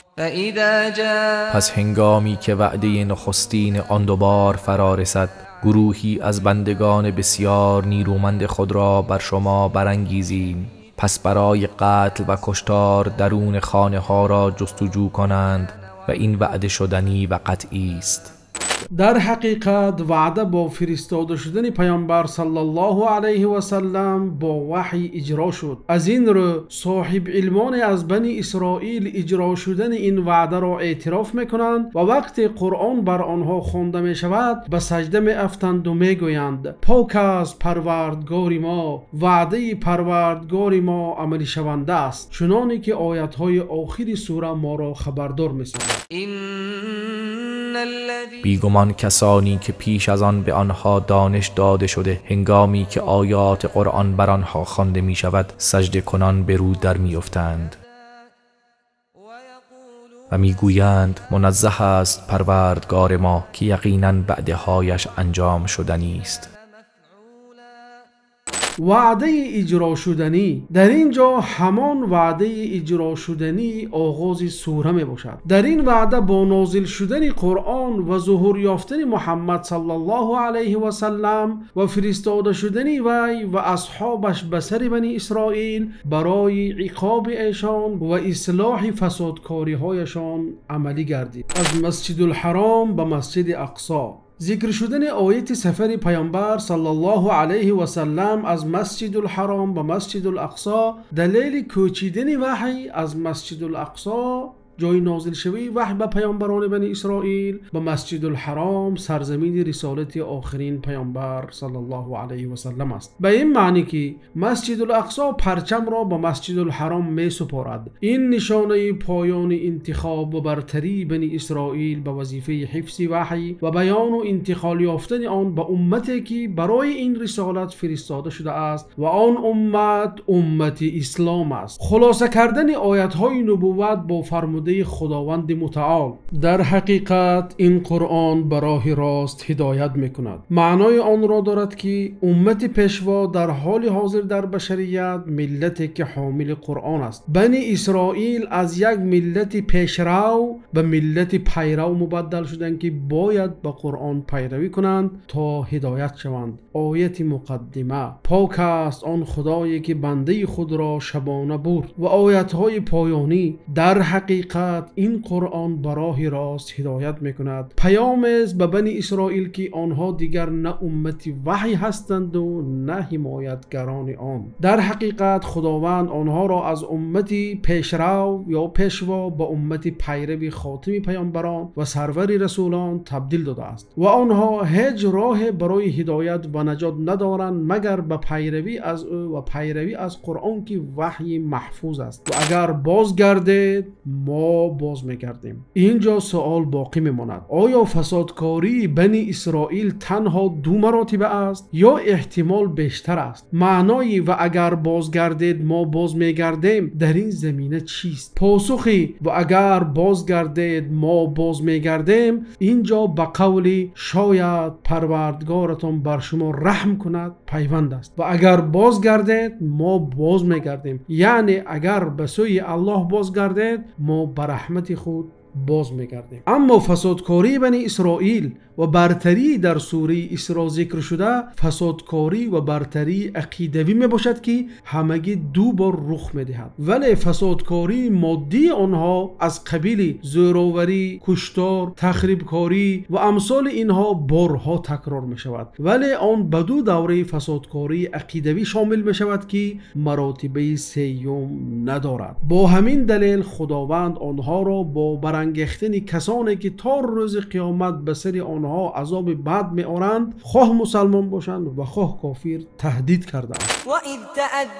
و نیز به یاد آور هنگامی که پروردگارت اعلام کرد مسلماً تا روز قیامت کسی را بر آنها مسلط خواهد کرد که همواره به آنها عذاب سختی بچشاند. بیگمان پروردگارت زود کیفر است، همانا او آمرزنده مهربان است. حالا ما در کجای این قصه هستیم؟ در این روزها ما در اوج فسادکاری دوم بنی اسرائیل یا کم پیش از آن عمر به سر میبریم.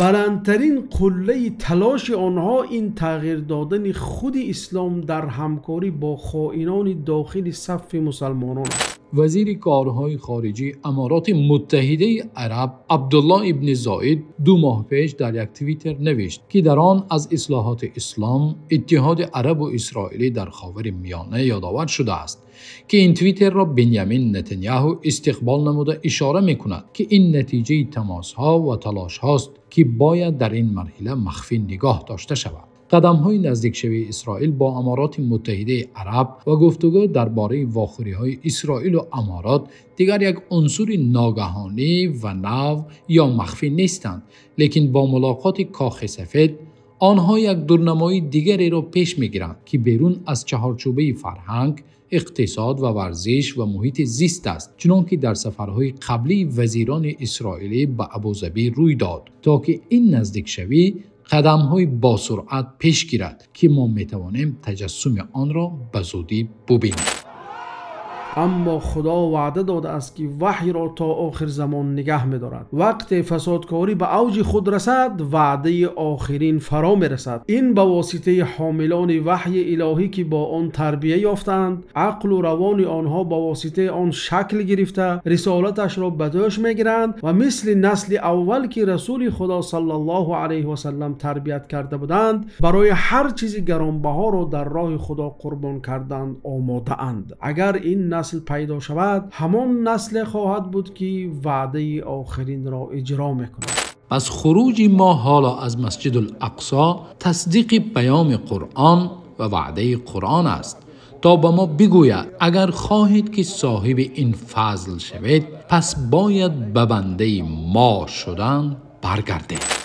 فَإِذَا جَاءَ وَعْدُ الْآخِرَةِ پس هنگامی که وعده دیگر فرا رسد چنان دشمنان بر شما مسلط هستند که آثار غم و اندوه در چهره‌هایتان ظاهر می شود و به مسجد درآیند همان گونه که در مرتبه اول وارد شدند و آنچه را زیر سلطه خود یابند یکسره نابود گردانند. رمزی سوره اسراء، وحی را تحریف نمودن بنی اسرائیل و اثر آن بر مسیر بشریت.